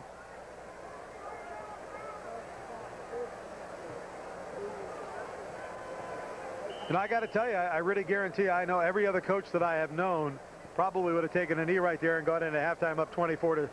I'm not sure what that says about Houston, but it says he wants to score more points. He doesn't think he's got enough. Good for him. You know, if you've got the firepower, use it, baby. Little spread defense being played here now by the Broncos. Hampton, last play, going deep. Caught out of bounds, incomplete. That ends the 1st half. So, aside from throwing an interception for a touchdown, throwing another interception that led to a touchdown in 2 plays because it was so deep in Bronco territory, Broncos have played fairly well here. They gave up a big play, a 75-yard touchdown pass. Dirk Cutter, as you see, looking up at the clock. 24-6 is our score right here at halftime. Boise State down to Arkansas, but maybe the Broncos go in with a little bit of momentum here. Let's go down to Jeff Caves. Coach Nutt, your feelings on the 1st half? Well, we're playing hard, and I tell you what, Boise State's putting up a good fight, doing some good things. I thought when we gave some turnovers, we put them back in the ball game a little bit, but other than that, I'm pretty pleased. What about what you want to get done in the 2nd half? Do you want more sustained drives? We're going to see a lot more of your number 1s? Well, the number 2's already been in there. The number 2 offensive line's already been in there, so we're already mixing it up right now. We want everybody to play. All right, Coach. Good luck. Wayne? All right, thank you very much. So there you have it. We're at halftime here in Little Rock, Arkansas. 24-6. The Razorbacks lead it. We'll be back. Don't forget the halftime report coming up on the Bronco Television Network. We're back in Little Rock. Let's go down to Jeff Caves. Jeff? I just spoke to Dirk Cutter. He said the way he looks at the game, it should be 17-14. Frankly, I didn't have the guts to tell him Houston Nutt said he's already rotating in his number 2 guys. I see 2 coaches that see 2 different games. Cutter says he wasn't ready for the nickel package that Arkansas threw at him, so they're going to have to change their game plan. He feels very confident. Boise State's ready to go with some adjustments to Arkansas's defense. Wayne? All right, thank you very much, Jeff. And I tell you what, I kind of agree with Dirk. They threw the nickel at him. They kept the first-team defense in there, and I didn't see a lot of second-team guys except the tailback, and I don't see any in there really right now. Challey takes it at the goal line, and Challey is ripped down at the 17-yard line. Travis Berger down there on the coverage for the Broncos. Travis, a guy that's not used very often. You can see Dirk Cutter's pretty happy about that. He wanted to start off pretty good. Tell you the numbers on Robbie Hampton is 6 out of 14 for 128 yards and 1 touchdown. The long, of course, was 75 yards. So of those 128 yards passing, 75 have come on 1 play. Boo Williams, 3 receptions, 104 yards, 1 touchdown. He was the guy that caught the 75-yarder. Rushing, Cedric Cobbs, 16 carries, 80 yards and 1 touchdown. He's averaging 5 yards a carry. So here we go, and once again, I see first team. Cobbs pushing it outside. Look at it. Shenard Hartz brings him down for a loss of 5. Well, the Broncos come out with some enthusiasm here at the start this third quarter out. Shenard Hartz, he's played tremendous in his first 2 ball games this year. Guy that was really pumped up to get this season started, and he has been tremendous in the first 2 games. Well, I really agree with what Dirk basically said. As you take a look at it again, Dirk saying that he sees maybe a 17-6, maybe even a 10-6 ball game here because of Bronco unforced errors, but they got to make something happen. They still have to get a touchdown on the board. Here comes the outside blitz. There's going to be flags, but I'll tell you what, that ball was way over his head. Uncatchable. No interference if the ball's not catchable, and that ball was thrown way high, way out of bounds. The blitz package came from Boise State that time, and I don't think it really created a lot of havoc for the Razorbacks, but it might have confused Hampton just a little bit as to what they were throwing at him. They came with 2 defensive backs off of his right-hand side of the formation, and he might have got just a little spooked seeing all those guys coming at him. Yeah, and of course Dempsey Dees was right there too, so I think he just kind of threw it away. 3rd down and 14 now for the backs. Smith in motion. Play action fake. Here come the Broncos. Hampton lets it fly. He got a man wide open. Incomplete. He trapped it. 1 hopped right into his arms. Smith was the man who was there, but it was short, and it was short because Hampton had a lot of guys chasing him. He had a lot of guys chasing him, and really Smith didn't do a great job of coming back for the ball. He kind of slipped and fell down, and the ball 1 hopped into his arms. Let's see if we can see this 1 hopper by Hampton. Play action fake to Cobbs. Now watch at the end of this play. See if you can see the skip. See it right there? It just barely hit the ground. That's a good call. Good effort by Smith. He just couldn't get back far enough to catch that. Broncos now with 10 guys on the line. Will they come full force? We'll see. Long snap count. Nice kick. Sending Quentin Michael way back. Catches it over his shoulder at the 24-yard line. Heads back up looking for a wall. He's got a couple of guys blocking for him, and I'll tell you, if Quentin would just turn on the juices, he may have made something happen there, but not a bad return. Nice little return and some real smart play down there. David Michael, the other Michael, of course they're not related, but they spell their name the same way, which boggles my mind. I've never even seen that spelling before. That was a 60-yard punt. Wow. David Michael did a great job of not clipping a Razorback defender. He had the opportunity, and he held up. Great job on the special teams. 20-yard return, 60-yard punt. Boise State, not bad field position now, and a good defensive stand to start this second half, excuse me. Ball down at the 44-yard line. Rob Snelling sets up on the right-hand side. Brock Forsey getting some blocking, getting outside and knocked out of bounds, just shy of the 50-yard line. They'll mark it at the 48. Nice gainer for Forsey. J.J. Jones. We haven't talked about J.J. Jones' number very much tonight. He hustled over, took him out of bounds for about a 4-yard gain. Jones, the bookend to Quentin Caver, who we have definitely seen a lot of tonight. Boise State, 3 wide receivers to the right to the near side. 2nd down and 6. And again, it's Brock Forsey knocking people back. Look at that. That time he ran over Jones. J.J. Jones in on 2 plays in a row. He makes a good hit on Forsey, but I think Forsey delivered most of the blow there. Really did, but anytime you go helmet to helmet, you get up and you can see he's kind of refixing the hood there. He's going to get a little blow. That one he needs to. That one took a little bit out of Brock. But he runs so hard, and he'll recover, I guarantee you. 3rd down and 3. There you see where they got to get. Right to the 44-yard line. Bart throws to Fanucchi. It is complete for the 1st down, and he is, well, I tell you, he just keeps spinning. 3 guys had him. Well, I think what you're seeing here, I saw a lot of short routes. You know, I don't think the Boise State offensive receivers are going to run deep on these guys, okay? They're just not fast enough to do that. So I think Dirk's going to go to crossing routes. He's going to go to some misdirection. You see 3 guys out on short routes there. And this short passing game works very well for the Broncos, and I think they're going to go back to that. 1st down for the Broncos at the 41-yard line. Jeb puts here in motion. Bart has time to throw, complete to Jeb, and Jeb tried to make a cut as he caught it, goes down, but it's 1st down at the 23-yard line. Nice job of catching the ball by Putsier, not trying to do too much. It was a low throw, great throw by Hendricks on the out route. Watch Putsier here as he goes down to a knee, make sure he makes the catch, not trying to do anything spectacular, just get the yardage and move on. 18-yard gain that time, and I think Jeb actually was trying to make a cut back around as he caught the ball. Right now, the Bronco offense has got the attention of this crowd here at War Memorial Stadium. Here comes the blitz from the outside. Hendricks throws, wide open is run. Snelling down to the 2-yard line. J.J. Jones again with the tackle, but Snelling with the big play. A very underused receiver, and not necessarily underused, but he really isn't put into the scheme very often. Now, again, with his short passing game philosophy, the tight end with a little drag across the middle is wide open, nobody home. But the speed of Jones keeps him out of the end zone. No question. Big stand here for Arkansas. Broncos 1st and goal from the 2-yard line. Chase Swan in motion. Broncos looking to throw over Snelling's head. He was open for a moment. Pretty good coverage, though. That was Caver. You're throwing over a 6'5" guy.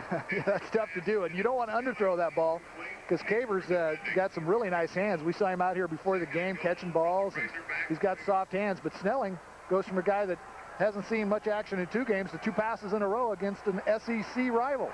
I think Broncos had an option here. They like the quarterback option here. We'll see. A lot of guys up on the line of scrimmage. Hendricks throwing to the outside. Snelling. Shea Swan. That's Shea Swan. Coming out of the fullback position. Hey, that's a touchdown, isn't it? That is a touchdown for the first time in 10 quarters. Somebody has scored a touchdown against Arkansas, and the Broncos going to line up to go for 2. They are down 24-12. Well, that's impressive. They just took that ball and drove it right down Arkansas's throat.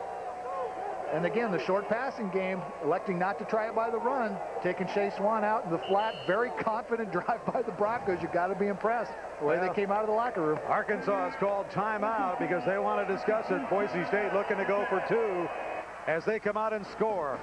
We're in the 3rd quarter. The Broncos have scored. It's 24-12. They're looking for 2 more. We'll be back after this on the Bronco Television Network. Now is the Was ready to go for 2.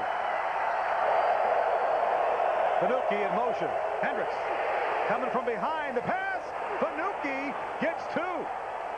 Hendricks had pressure from the blind side. He turned around and saw it, but Fanucchi cutting across the middle gets the 2. It's a 10-point game. Bart Hendricks was a cool customer on that one because he probably saw his life flash before his eyes.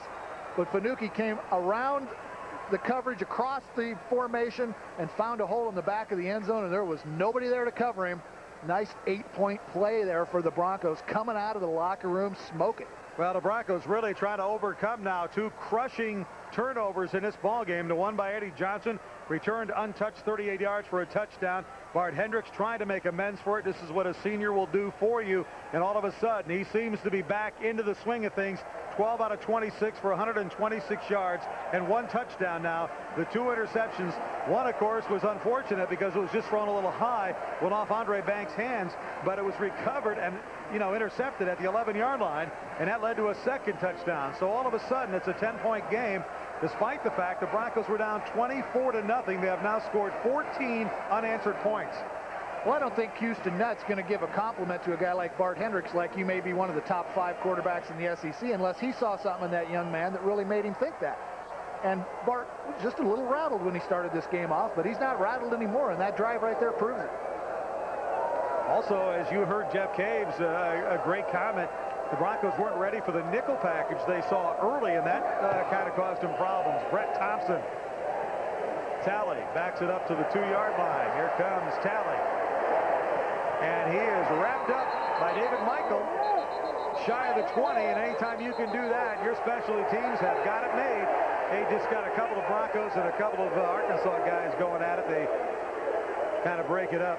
Good no call there by the officials.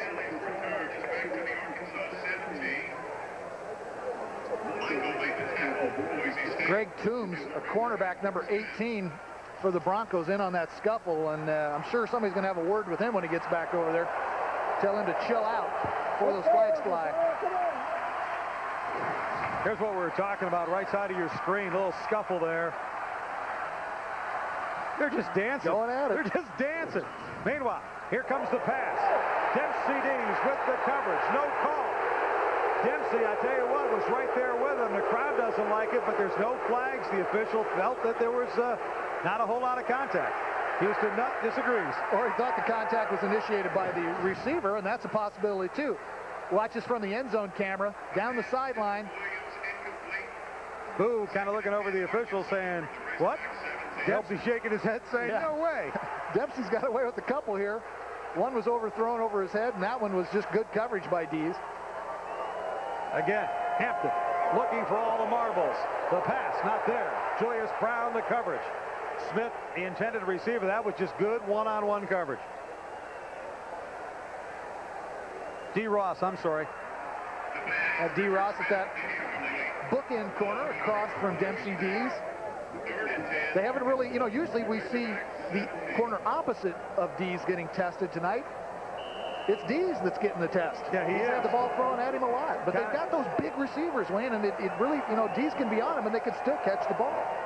Sparky Hamill is the guy that Dees is covering right now on a 3rd down and 10. They hand it off up the middle.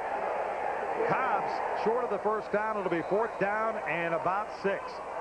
So the Bronco defense has done it again. They have forced Arkansas to punt. That's huge. That is huge. I mean, that is just a team coming out of the locker room at halftime and sucking it up. They are outgunned. They're outmanned. They are overmatched. But they came out and they said, listen, we can play with these guys. And they are playing with them right now. Cobbs picks up a nice gainer, but not enough for the first down, so the Broncos hold. 4th down and 5. There you see Jeff Kopp. High snap. Almost blocked. Wow. Quentin Michael letting it go. Yeah, that's... Well, it hit the guy at about the 30. They're spotting it at the 31. Okay. Way back there at the, I thought, like the 35-yard line, maybe.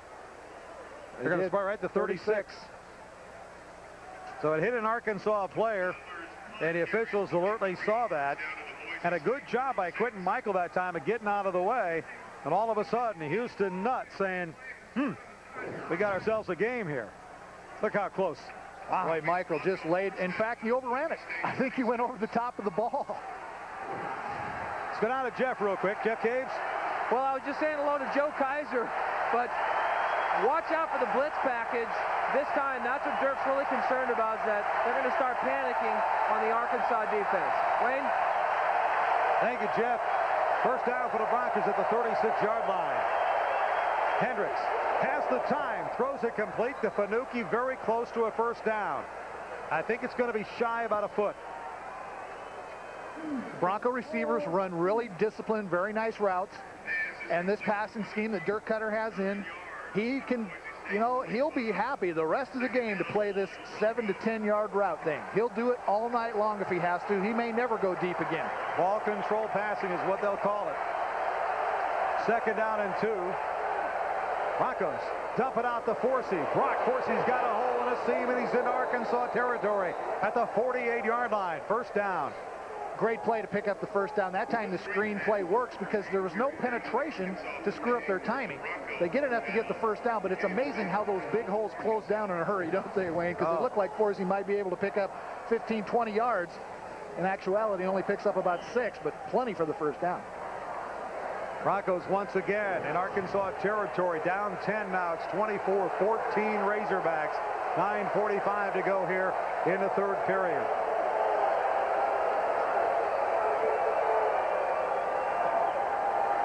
Forsey up the middle, knocking people down. A gain of 5 on 1st down, maybe even 6.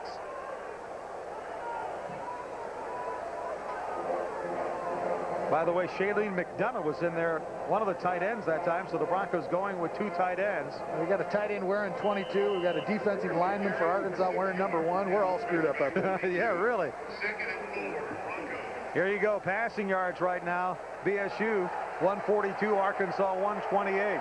And that 128 included a 75-yard strike to Boo Williams. Hendricks stepping up. Ball knocked away by Green. Nice play by Green. You can see his quickness right there. The ball was thrown well right on the target, but Orlando Green with a nice play, and then he came over and kind of taunted Bart Hendricks. Yeah, well, Bart might need to be taunted just a little bit on that. You don't want to throw that one out there again. Jay Swilly was the intended receiver, and I see Swilly checking into the huddle again. So he's making his first appearance in a series for the Broncos this year. 3rd down and 4. The ball at the 42-yard line.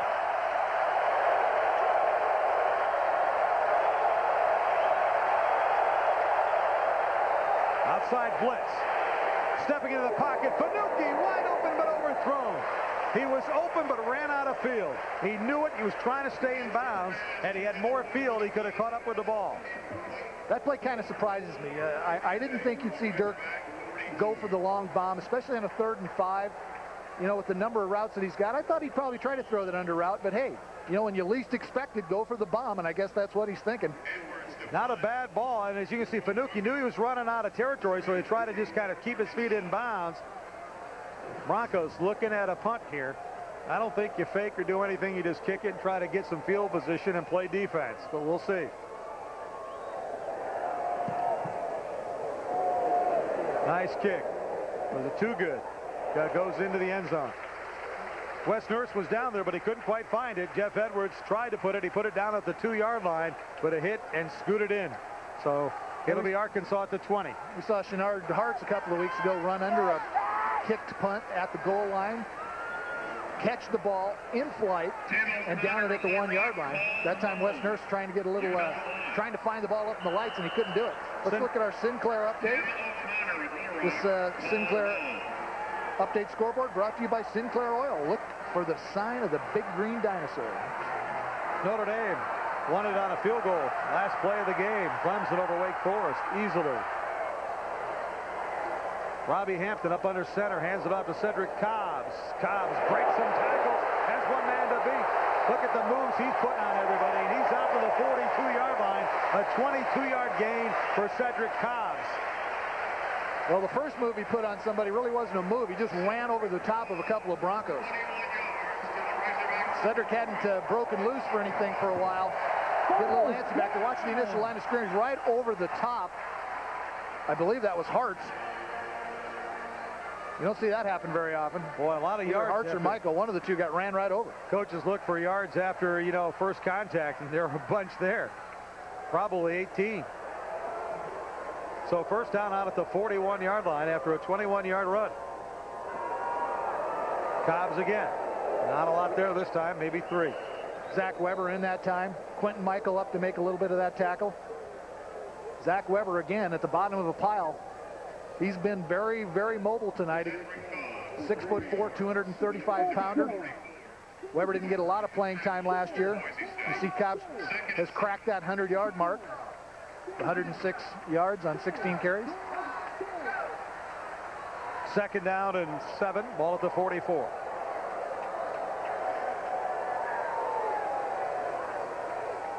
Marcellus Poitras, the tight end, in motion. Hampton has plenty of time to throw. Looking. Intercepted. Boise State. D. Ross. Great coverage. D, better get out of there, Stun. He's over there taunting the sideline from Arkansas. I think the better part of valor in that case is go celebrate with your friends over there in white. I was going to say, yeah. Remember, you're wearing a white jersey. Anybody in red, you don't want to taunt. But an excellent interception here by D. Ross. Great coverage underneath. The ball's underthrown. D. Ross right there. And here comes the don't be throwing at me. And okay, that's fine, but let's go. Move on. Excellent interception. Broncos will have the ball now at the 33-yard line. 7:24 to go here in the third quarter. Boise State has scored 14 unanswered points. They are down 24-14.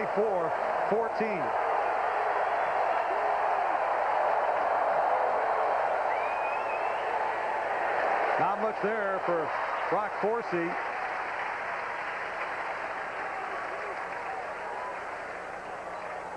J.J. Jones getting all pumped up in the inside of that line of scrimmage.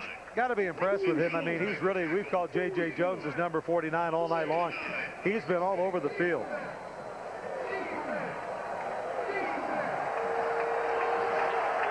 Broncos spread it way out. I mean, they've got it spread out. 4 wide receivers, 2 on each side. Brock Forsey, the lone setback.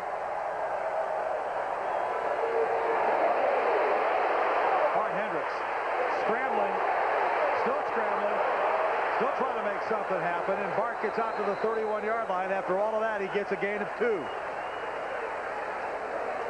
You know, one thing Bart's got to remember, and I think it's hard, you forget, and when you got guys coming after you, is that anymore you can unload that ball. You can unload it. It's not going to be called intentional grounding, and I think quarterback's been so drilled that you forget about that rule. Well, especially Bart, because Bart knows he has the ability to run the ball. I mean, here's a kid that knows he's got the ability to run, and he just keeps going until he picks up a few positive yards.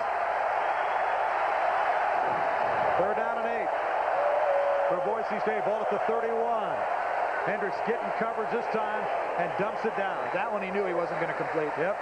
He had guys right on Brock Forsey. They read the screen, and there was 2 guys over there right on Forsey. See, the other team watches films during the week, too, Wayne. I think they've seen that play maybe once or twice. J.J. Jones, the guy that was over there. And so a good job by Bart to just throw it into the ground in front of the feet of Brock Forsey. So Jeff Edwards comes on. And again, Arkansas going with that 2 receivers. George Wilson and Smith deep. Jeff Edwards, nice one. Smith calls it at the 22-yard line. He takes it, and he is ripped down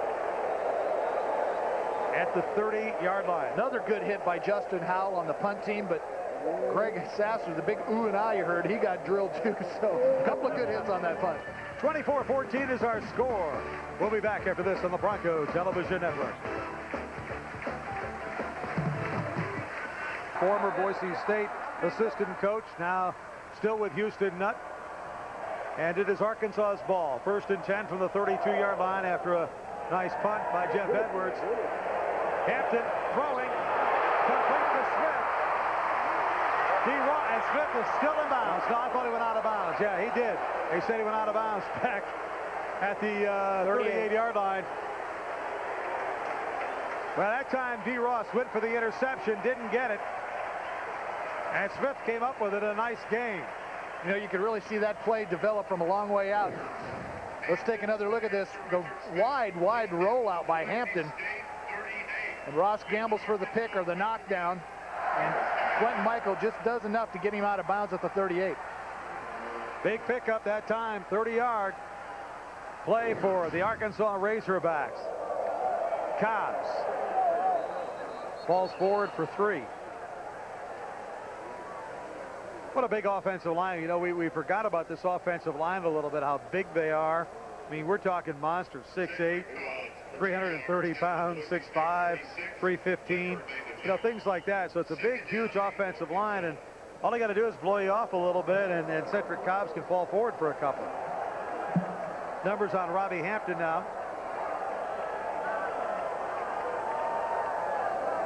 Second out and 8 at the 36-yard line of Boise State. Cobbs again, slips outside. There's nothing up the middle, but that's what a good runner will do. He'll find no hole and find somewhere to run. Well, that ability to make that quick stutter step at the line of scrimmage and accelerate to the outside of the formation, very difficult. See, boom, he's gone. And Shenard Hartz gets left in the dust. Well, Shenard Hart's the fastest player on Boise State. And so you can see right there how quick Cedric, Cobbs is. Yeah, that acceleration past the line of scrimmage was tremendous, and Shenard just couldn't stay with him. First and 10, ball at the 26-yard line. Again, Cobbs, you saw a hole that time, spinning, nice tackle by Quentin Michael. One more spin, and that would have been a touchdown. So all of a sudden, Arkansas has a drive going. I think the offensive line got a little bit of a motivational speech on the sideline there during that last Boise State offensive series, because this O-line is opening up some big holes for Cedric Cobbs to run through. Another first down, another big play. Little cross action right up the middle, and they just opened about enough for you and I to run through, Wayno. 13-yard gain gives Arkansas a first down at the 14. Bradley Phillips coming across the line. Question is, was there motion? Was there movement in that line? When a guy like Phillips comes through, you got to believe he saw something. Question is, do the officials agree with him? They're not going to agree with him on this. Dead ball, contact by the defense, 5 yards, still first down. All right, first down now, the ball inside the 10-yard line.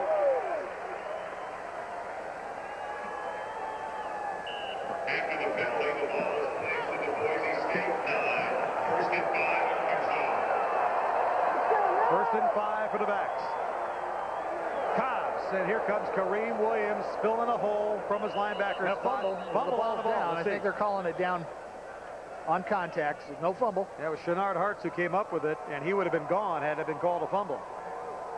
But boy, did Kareem Williams fill a hole or what?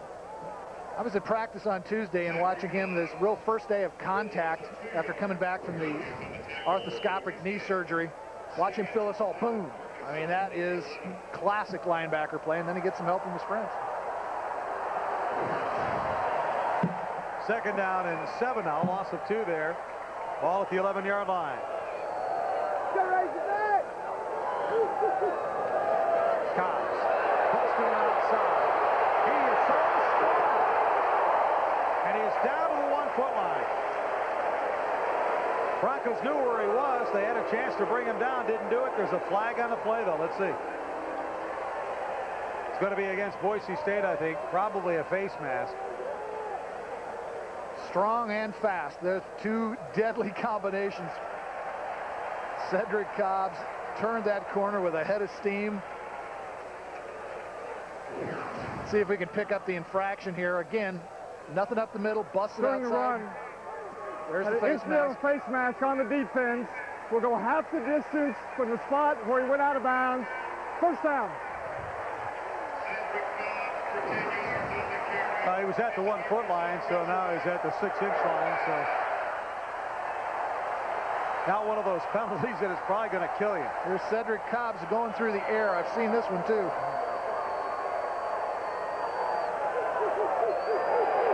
He went the low route. So an impressive drive by the Razorbacks after Boise State had cut the lead to 10. And now Arkansas with a little bit of breathing room again. Yeah, when you get that close to the goal line, you better give it to your money man. Cedric Cobbs certainly is the money man. I've seen him take that play and go airborne. He didn't have to there. He just ducked it down, saw the goal line, got across it, got a 6. PAT attempt coming up here to try to make it 31-14. So an impressive drive by Arkansas.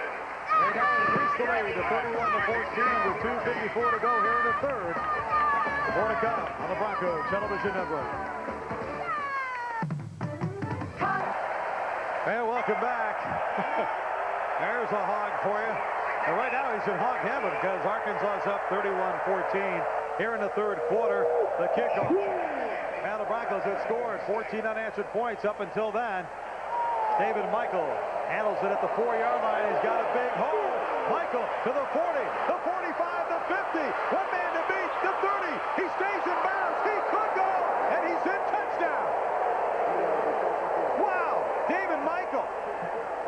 And did you see the block that Brock Forsey, who was actually the guy that was supposed to catch that ball, hustled up, got into the wedge where he was supposed to be, laid a block to Freeman about the 30-yard line, and then David Michael just did the rest all by himself. David Michael, what a return, 98 yards.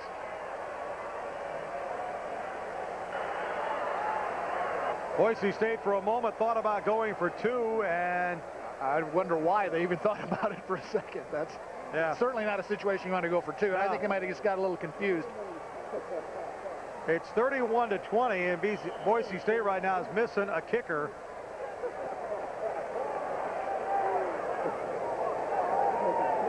And here comes Kalai, Jeff Edwards to hold. Down to 12 on the 25-second clock. They should have enough time to get this off. The kick is good. And just like that, Boise State back to within 10. Got a little quiet in here, didn't it? Yeah. 2:36 to go here in the third. 31-21. Arkansas leads it. Let's go down to Jeff Caves. Thank you very much, Wayne. Earlier, I told you I was visiting with Joe Kaiser. Joe is the son of the former Boise State University president, John Kaiser, who's now the president at Southwest Missouri State, who attended today's football game and was actually up in the press box.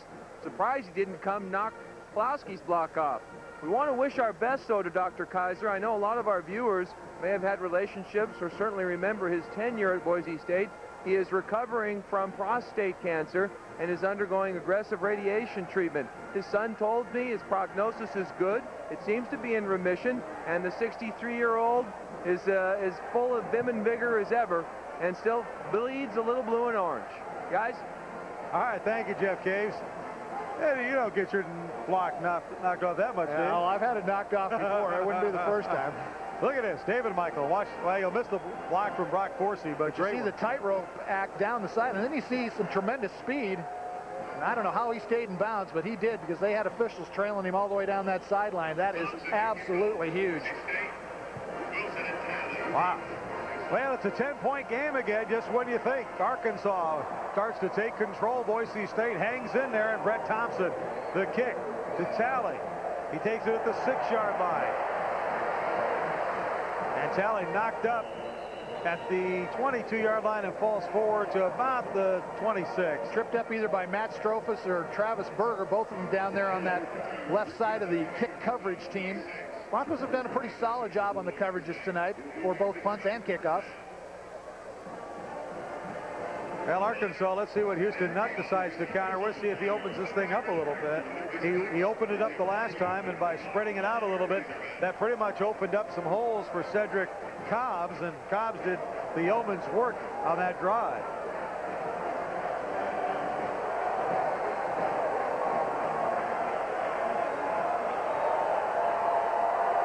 Ball at the 26, first down and 10 for the Razorbacks.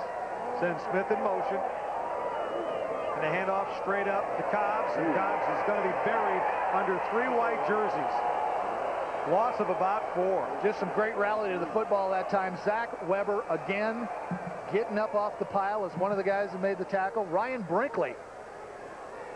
Justin Brown, all those guys in on that tackle. Good surge by the Bronx to get up the field.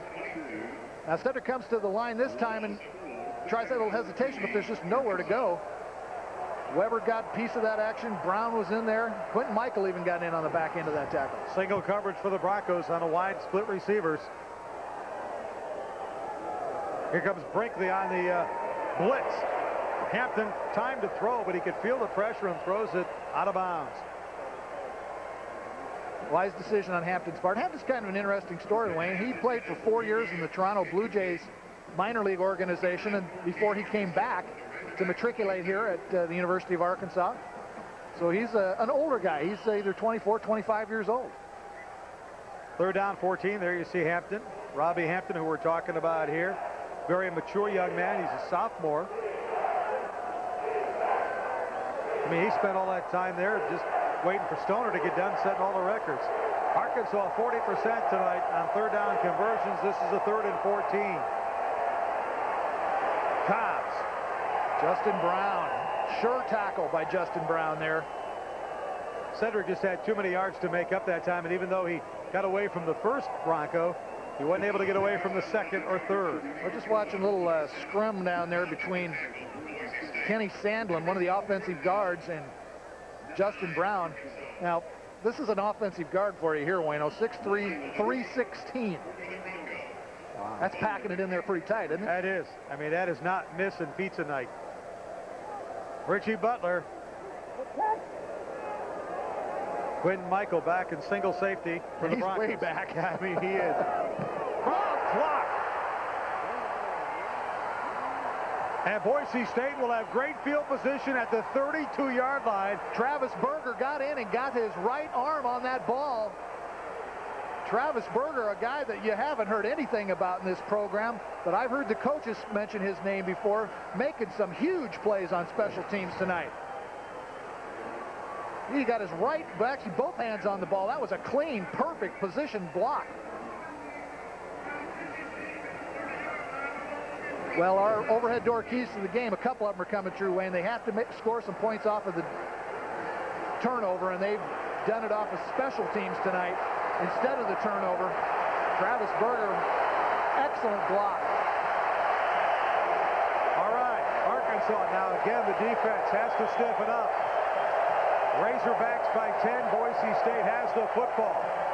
Ball's knocked up in the air. Attaboy, Putzier. Boy, what a great play by Jeff Putzier. Just knocked it down. He realized that there was no way if he had caught the ball, he would have been thrown for about a 5, maybe 8-yard loss. Just knocked it down with a heads-up play. That is an excellent play, and I am sure that these coaches, as detail-oriented as they are for Boise State, have worked on that play before. Next Saturday, we're going to be at it again. Boise State at Central Michigan. The Broncos in Chippewas in Mount Pleasant, Michigan. Kickoff 11 a.m. Boise time. Right here on the Bronco Television Network. 45 seconds left to go here in the third quarter. Hendricks, the pitch out. Brock Forsey trying to cut it back. Man, oh, boy. Somebody spent some time in a weight room there and has got, that was Caver. That's our man. Quentin Caver. Is he strong or what? 6'5". Man, Derek Johnson was in on that play. Caver was in on that play. This is an NFL prospect, guys, that makes this play. Watch the pitch. Wow. That's a big-time hit. Brock Forsey, I'm sorry, son. That guy's going to be playing on Sunday next year. That's it for the third quarter. Broncos, well, there's 8 seconds gone, but the Broncos are going to say, that's it, man. We're going to take it to the fourth quarter, down by 10, a chance to get even closer. Boise State trails Arkansas 31-21 as we go to the fourth quarter here in Little Rock. We'll be back after this on the Bronco Television Network. About 5. All right, Boise State, third down and 5. Hendricks, the quarterback draw. He is down to the 24-yard line. Well short, that's only a gain of about 2. So it'll be fourth down and 4. Well, they're going to bring Kalaikai on, try to pick up the 3 points, cut this deficit to a 1-touchdown advantage. Just a little bit too much real estate out there to even think about a fourth down attempt. They're going to place it right between the 31 and 32, so 31 and a half. 31, let's make it 32. 42-yard field goal attempt by Nick Kalaikai. The kick is up, and it is good. So a block punt leads to a 42-yard field goal by Nick Kalaikai, and the Broncos are as close as they have been in a while. 31-24.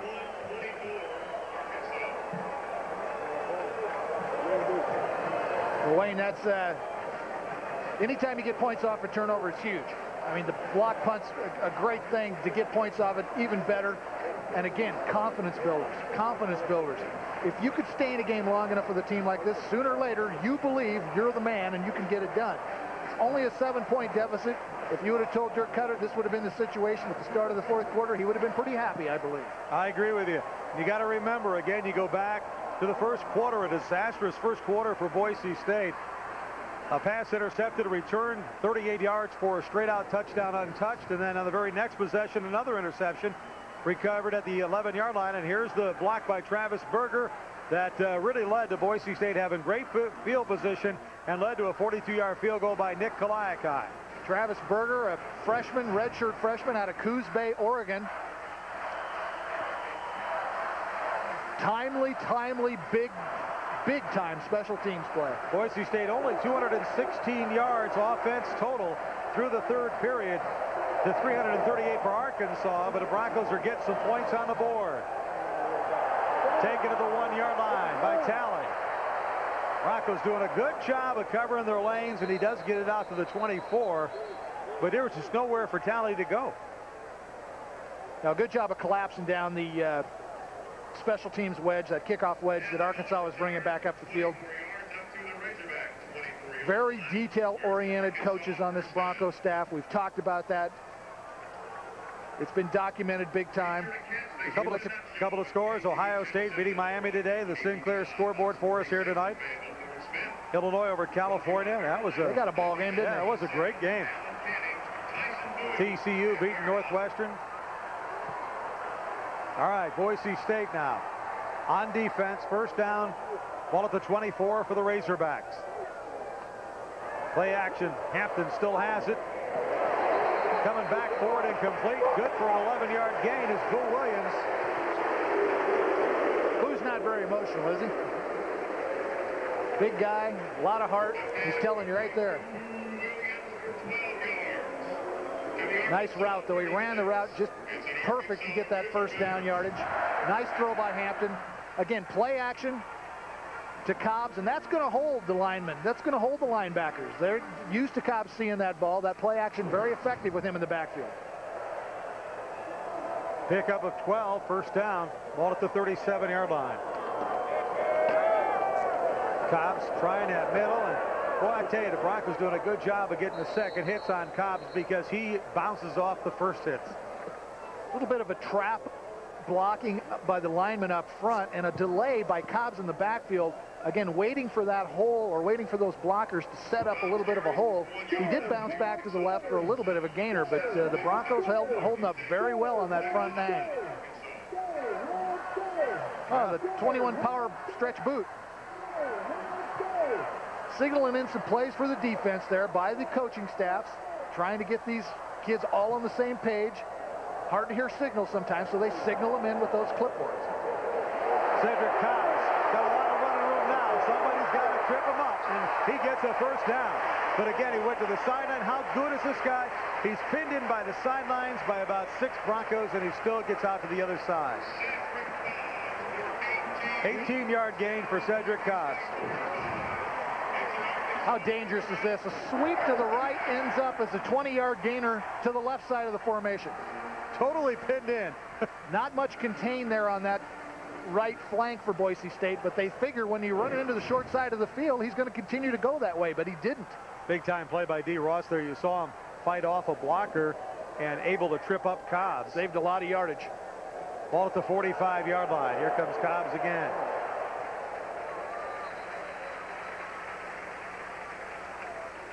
Up, that's the new guy in there. Alvin Ray, number 3, getting the carry that time. Cedric even needs a blow once in a while. I was going to say, I didn't see him come out of the ball game there, but and we talked about how good their running backs are, whether it's Ray or Talley or Cobbs in there, and now you can see it's Alvin Ray in that I formation. He picked up 3 yards, second out and 7 at the 42.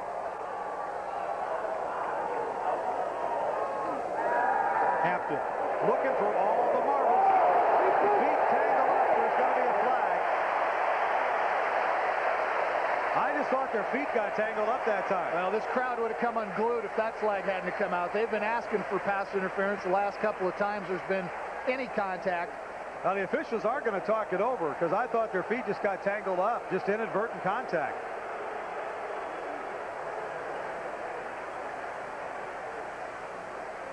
It'll be a 10-yard penalty. But they're going to talk it over because I really do thought their feet got tangled up, and it's a tough call against the home crowd. But we'll see if they kick. Nope. It'll go against Boise State.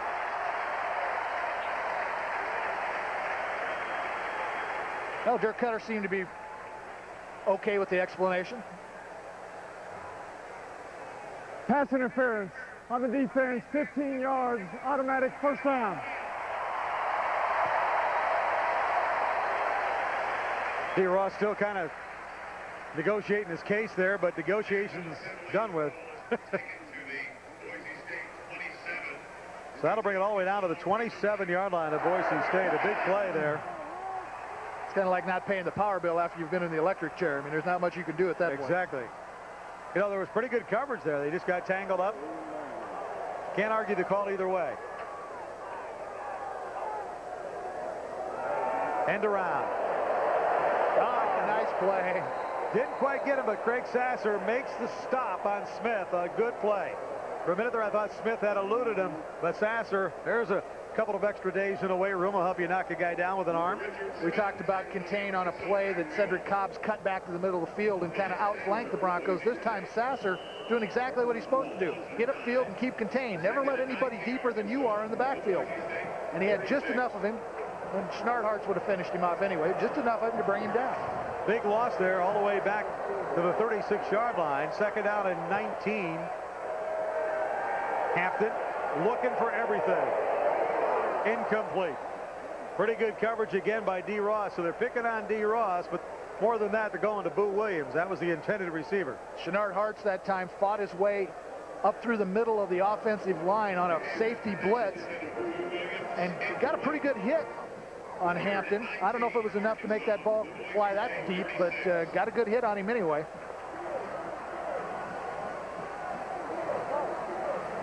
Boo Williams came off the field, coming back on now. This is a third down and 19. This is huge for Boise State to try to stop him here. Try to get the ball back. Again, Hampton over the middle. It is complete, but well short of the first down. It's back to the original line of scrimmage. See if Houston Nutt trots out Schwartz for an attempted field goal. Doesn't look like it. Well, they got a 7-point lead here. It's 31-24. Now here they come. I didn't think Houston was going to play that much hardball. Yeah, they need to get a couple more points on the scoreboard. That's what they're trying to do here. Here's the pass over the middle.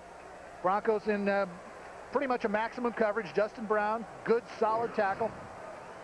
Well short of the first down, 9 yards short. Good angle here from the end zone cameras. Matt Schwartz attempts a 42-yard field goal.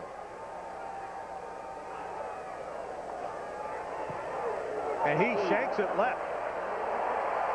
No good, and the Broncos won't have that bad a field position. They'll get it out at the 27-yard line. So the Boise State Broncos with 10:34 to go are in this one in Little Rock. 31-24, the Razorbacks. More after this on the Bronco Television Network. There's a place where the We've got 10.5 minutes to go here in this ball game, and Boise State down by only 7. 31-24 Arkansas. Hendricks back to pass to Jay Swilly. Complete at midfield. Out of bounds at the 49. Right at midfield is where they mark it. Jay Swilly back in the Bronco lineup after a disciplinary suspension. Ran a nice route there, and that's one of the better balls Bart's thrown tonight. That thing was on a rope. Let's take a look at the play action fake to Davey Malathong, and just a strike right in the chest of Jay Swilly. Beautiful play. Broncos at midfield. Bart Hendricks out to Andre Banks, and Banks will get 5 before he's bumped out of bounds. And good job by Bart, because he had a guy right there on the what looked like a naked bootleg at first, and then of course he had the safety valve to dump it out there to Andre Banks. Get on Andre a little bit here. Finally caught one. Yeah, he did catch one. There you go, Andre. That was a big catch.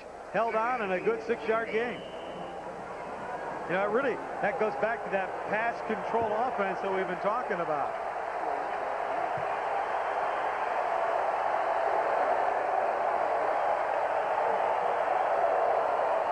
Handoff, Brock Forsey. Hadn't seen him for a while.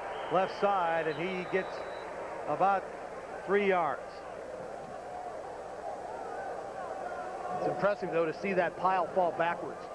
You know, as Brock Forsey gets up there, good push up front. Derek Ollie in that left tackle position, getting a good piece of that action. Scott Butis also, that ankle must be hanging in there. Butis has played the whole game. Rob Selling shifts over to the right side. Broncos strong right, no backs in the backfield. Hendricks looking for Brock Forsey. He's got it. Touchdown, Boise State, no flags. It's a one-point game. How in the world did Brock Forsey get that open, Wayne? He was wide open at the 15-yard line, nobody around him. This ball game is about to be tied up. Bart Hendricks ran off the field high-stepping, and he is jacked up. 3-step drop. How does he get down there in that quick of a route? I mean, just nobody. He's right down the sidelines all by himself. Green, nowhere to be found. Absolutely fantastic play. Nick Kaliakai on for the extra point to tie it up. The kick is good. And with 8:56 to go from Little Rock in the SEC, it is Boise State 31, Arkansas 31. Can you believe it? We'll be back after this on the Bronco Television Network. 8:56 to go in this ball game. Wayne Dzubak, Larry Pulowski with you. Thanks for joining us here on the Bronco Television Network. It was 24-0 Arkansas. Now it's tied at 31. Talley takes it at the 2-yard line. And Talley is ripped down shy of the 20. A great play by the Broncos special teams. Shea Swan, Matt Stropas, Travis Berger, Greg Sasser have done some tremendous work on those special teams tonight. Look at that scoring drive. Only a minute 33. The culmination to Forsey, wide open down the sideline. But this special team unit has got to get a game ball. I mean, give it to them right now. They deserve it. Well, I tell you, you still got to go back to that first quarter. The 2 easy scores from Arkansas. Bronco unforced errors, but, you know, it's all part of the game. That happens. You got to play through it. The Broncos have. They have a chance to win here in Little Rock tonight. Cedric Cobbs. This guy is so dangerous. Broncos stringing him out. He gets to the 21-yard line and stays in bounds. Shenard Hartz just kind of stringing it all the way to the sideline. Every time that guy touches the ball, I just hold my breath because you never know what's coming next. I mean, he has got some great moves. Houston Nutt exhorting his team. Don't think he expected to be in this position at 8 minutes and 15 seconds left in the clock. Smith goes wide to the left. Boo Williams comes to the near side. Single setback formation for the Razorbacks on 2nd down and 5 from the 21. Here come the Bronco blitz from the outside. The pass is out to Smith. He had the one-on-one coverage. D. Ross wraps him up, but it'll be a first down. Out to the 32-yard line. They're going to mark it all the way out to the 35. They said his forward progress was right to the 35. That's a gain of about 12 yards. Well, Richard Smith's a very dangerous man in the open field, and that's a good job by the Broncos to break down, get the tackle sure-handed, get some hands on him, make sure he doesn't break a long one. Give up the first down, fine, it's already done, but don't give up the big play. Passing yards now in favor of Boise State. Remember, Arkansas had that 175-yard touchdown pass, so take that away, which you can, obviously. The Broncos have really done a great job here tonight with the exception of one play. Cobbs again. Broncos, he just is so dangerous. He gets to the 42-yard line, and like that, it looks like they're going to stop for maybe 1 or 2, and he ends up getting 8. Powerful guy, great legs. Doesn't get flustered back there, takes his time, bides his time until the hole opens up or he can slip outside. Watch here, nothing there, just work your way to the outside, keep going, keep the legs going. A nice tackle by Dempsey Dees. One-on-one tackle with Dempsey, very nice. Can't really say enough about the athletes that Arkansas has. I guarantee, and of course, I guess when I say that, I'm saying something for Boise State's athletes absolutely. too when they're tied at 31. But when you go down there and look at these guys as physical specimens of athletic ability, and in the SEC conference, they are something else. Cobbs, Quentin Michael comes up quick. He is hit. Ryan Brinkley got him first, though. Yeah, Brinkley got the legs. Michael stuck the shoulder into the midsection, and that brought him down, but not before he picked up the first down. Didn't need much. Got just a little bit more than that. Let's watch this hit. Just an off-tackle play that bounces a little bit outside. Again, he finds the hole. Good solid tackling there by the Broncos, but not enough to keep him from the first down. Quentin Michael's getting a workout tonight. Once again, here in Little Rock, we are tied at 31. Boise State and Arkansas with 6:29 and counting, and what has turned into an exceptional game, unless, of course, you're a Razorback fan. Hampton, the pump fake. Got a man wide open, and Brown Bill Williams is going to go in. One-on-one coverage. D. Ross fell down.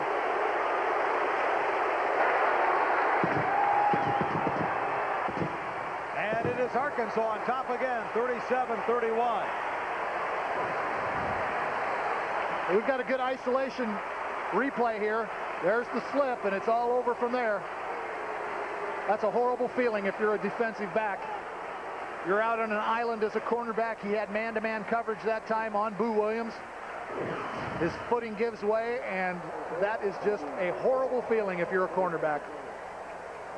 Good call by Houston Nutt, though they had one-on-one coverage. They felt that, you know, that Boo Williams can get the job done. He's their go-to guy. He's got 2 big touchdown receptions tonight.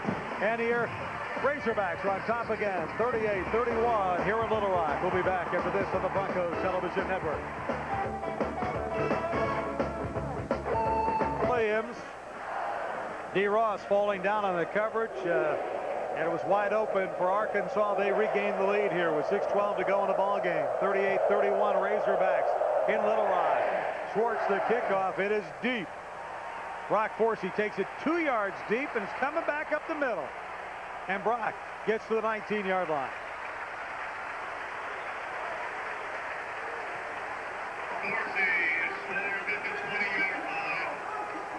Arkansas drive only 5 plays. They go 84 yards and 249. And of course, the big play, Hampton to Boo Williams.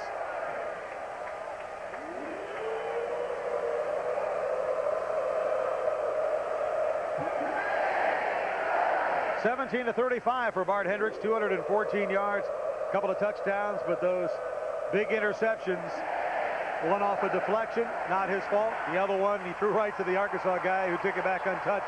38 yards for a touchdown. And Bart Hendricks, plenty of time to throw. Looking for a little Fanucchi. Oh, he can't find the handle, but he had the man beaten. That would have been a great catch. I mean, he had Eddie Jackson beaten. And a throw, quite frankly, was right on the money. Oh, an excellent throw. Fanucchi laid out, actually got some hand on the ball. Watch this. Bart takes the deep drop, good protection, and then he launches. Watch how close this was to a reception. So it'll be 2nd down and 10 now. Ball at the 19-yard line. Lou Fanucchi wishes he could have that one all over again.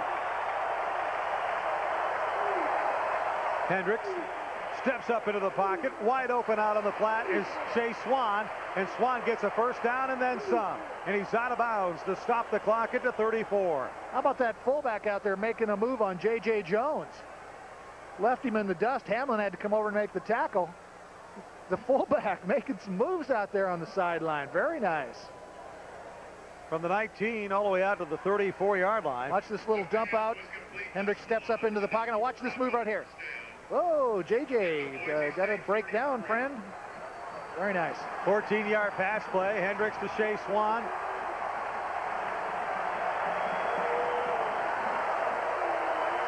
Jeb puts here in motion. Hendricks has the time. Throwing long again, and good coverage that time by Arkansas. Jerry Smith out there that time on the receiving end. Ken Hamlin, the free safety, was there all the way. So the Broncos are trying to go vertical, and they're trying to go deep. They're trying to get it back in a hurry with 5:38 to go here.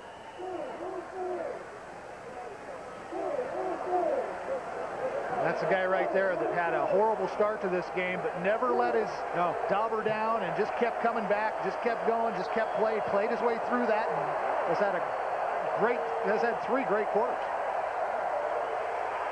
Again, stepping up into the pocket. And again, this time he had Andre Banks double coverage over there, so they're starting to play a little deep. Broncos just throwing it out and airing it up. Bart's got that arm wound up, doesn't he? He does. That time, Andre Banks got that double coverage. And, you know, you got to wonder a little bit. It's not too bad to try to go for it. He obviously had Lupanucci wide open, just missed him. But those short passes have been working so well. Big third down for Boise State. Only 5.5 minutes to go in this ball game. Down by a touchdown.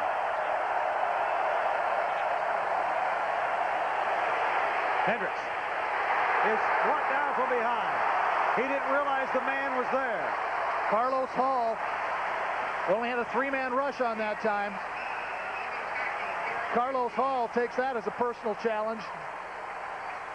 They flush Bart out of the pocket, and he ends up picking up the sack. Bart never really saw him, but just came off his block quickly, forced the punt. So Jeff Edwards in there to try to kick it away.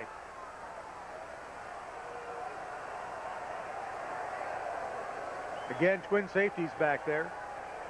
Wilson and Smith. And again, a nice punt by Jeff Edwards. Smith will take it at the 28-yard line. And he is just bowled under.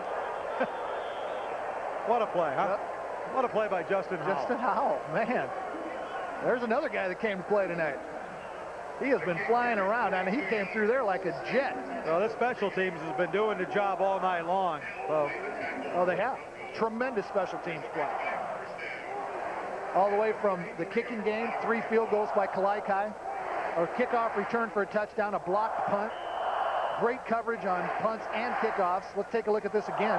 Watch how it comes blasting through the middle right about now. Look at that. Woo. He just had it in 4th gear and never changed anything. Boise State just flying around here. Again, remember next week here on the Bronco Television Network, we will be at Central Michigan as Boise State takes on the Chippewas of Central Michigan. This brutal period of their schedule where they're on the road for 3 consecutive games continues, and we'll be on the air at 11 o'clock Boise time next week.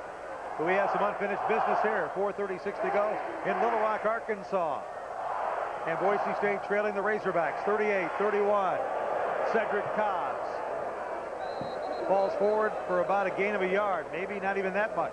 Kareem Williams, Justin Howell, great rally to the football, and both those guys just helped Cedric Cobbs up. I mean, there is some mutual respect. They understand how good this guy is because they've had to try to track him down all night long. And when a couple of linebackers pick you up, you know that they appreciate what you've done. Well, what Boise State really was going to get here out of this game, too, is a measure of how good they've become, what they are, where they're at. You know, how they stack up against a team in the SEC. Hampton gets it out. The big fullback, but not a whole lot there. Big tight end, rather. Adam Daly, number 46, on the receiving end of that pass play. A not very often used fullback.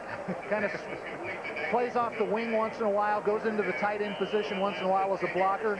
Big guy, 250-pound fullback. So he's going to set off to the left side of the formation this time as a blocking back. They're down. They're down in 10, actually. Ball to the 34. So really a big down here for BSU. Hampton really rolling out, trying to get some running room. And he is going to stop short of the first down. Did a great job to get what he got out of it. He's going to be about a yard and a half, maybe 2 shy. Time now for our Subway sub of the game. David Michael, not the first team kickoff returner, but certainly the guy that put the juice in one tonight. 98-yard return, second longest in Boise State history. David Michael, our Subway sub of the game tonight. What a game he played. What a return. Yeah. I mean, that was a big return. And really, as I recall, he kind of took that ball away from Forsey. The Forsey was supposed to be the intended receiver there. Arkansas on a 4th down and 2 at the 42-yard line, up by 7, 38-31. Apparently will punt. Broncos have blocked one tonight, almost blocked another, but this is a boomer. Quentin Michael does a good thing and lets it roll into the end zone. He knew he was inside the 10, and you know what? He did really well there. He held his position, looking like he was going to field it, and of course, that holds up the defense a little bit so they can't get there. Yeah, he had me worried for a second because I thought he was going to go back and catch the ball. Yeah. All right, Dirk Cutter, if he's got any tricks up his sleeve, now's the time to use them. With 2:17 to go in this ball game, Broncos down 38-31. Hey, if you turn this thing off when it was 24-0, you have missed you're a great evening of football. About now, aren't you? Just kicking yourself. What a resuscitation job Dirk Cutter's done for this program.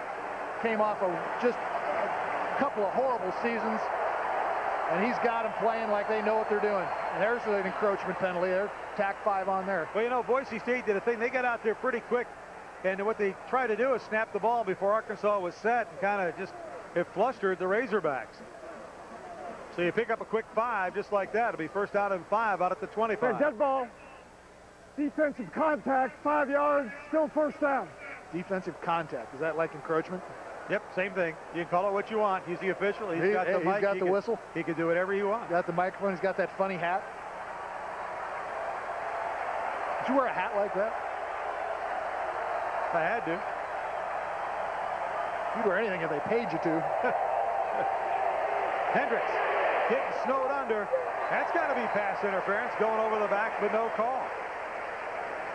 Not in Little Rock. It's not going to be pass interference. That's really a pretty nice play, though. You think so? He did climb up the back a little bit, but really he was in good enough position where the official's not going to make that call. That's a very, very nice cornerback play. Let's take another look at this one. Let's see how much Army gets on the back. Obviously he had some, but was it enough to interfere? Yeah, I don't know. It might have been. He had that right arm. They always say when you have that right arm on the back of the guy, they'll usually call it. Yeah, not when you're at home in the SEC. All right. Hendricks has the time, airs it out, incomplete. Panucci trying to go for it, actually got tackled as he turned around and went for it. That one would not have been caught no matter what, though. So third down for Boise State in 5. Remember, they only need 5 to be the first set of downs. 2:05 to go here in the ball game. Quite frankly, I think Boise State's got to keep the ball right here. And I would suggest that they might even go for it on 4th down if they don't get it here. Almost have to. You don't have much choice at this point. 2:05 on the clock.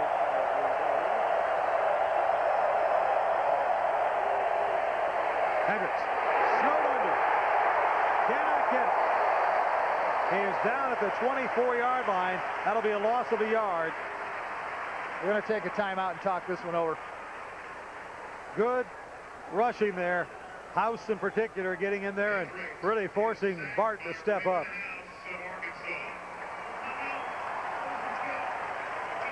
So the Broncos call timeout. That's their first of the half. They'll have 2 left.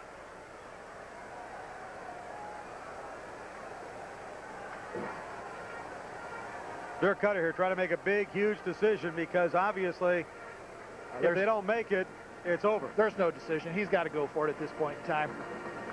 You really have no choice. And a minute 52 is a lot of time, but it's not enough time to think your defense can get the ball back. So he's got to go for it right here. And he's got plenty of plays in his book for 3rd and 6, 3rd and 5, wherever we are here. They've got 4th and 7. I don't think there's 7 yards left to get, but. Well, I'll tell you what, it's really amazing, Larry Podolsky, that you'd be down to 1:52 left in the ball game. Broncos a chance to get a first down to really have a chance to tie this ball game up. 38-31, unbelievable. Here's our Carls Jr. play of the game. Go figure, huh? We talked about David Michael. Now let's take another look at it as he runs down the sideline. He is your Carls Jr.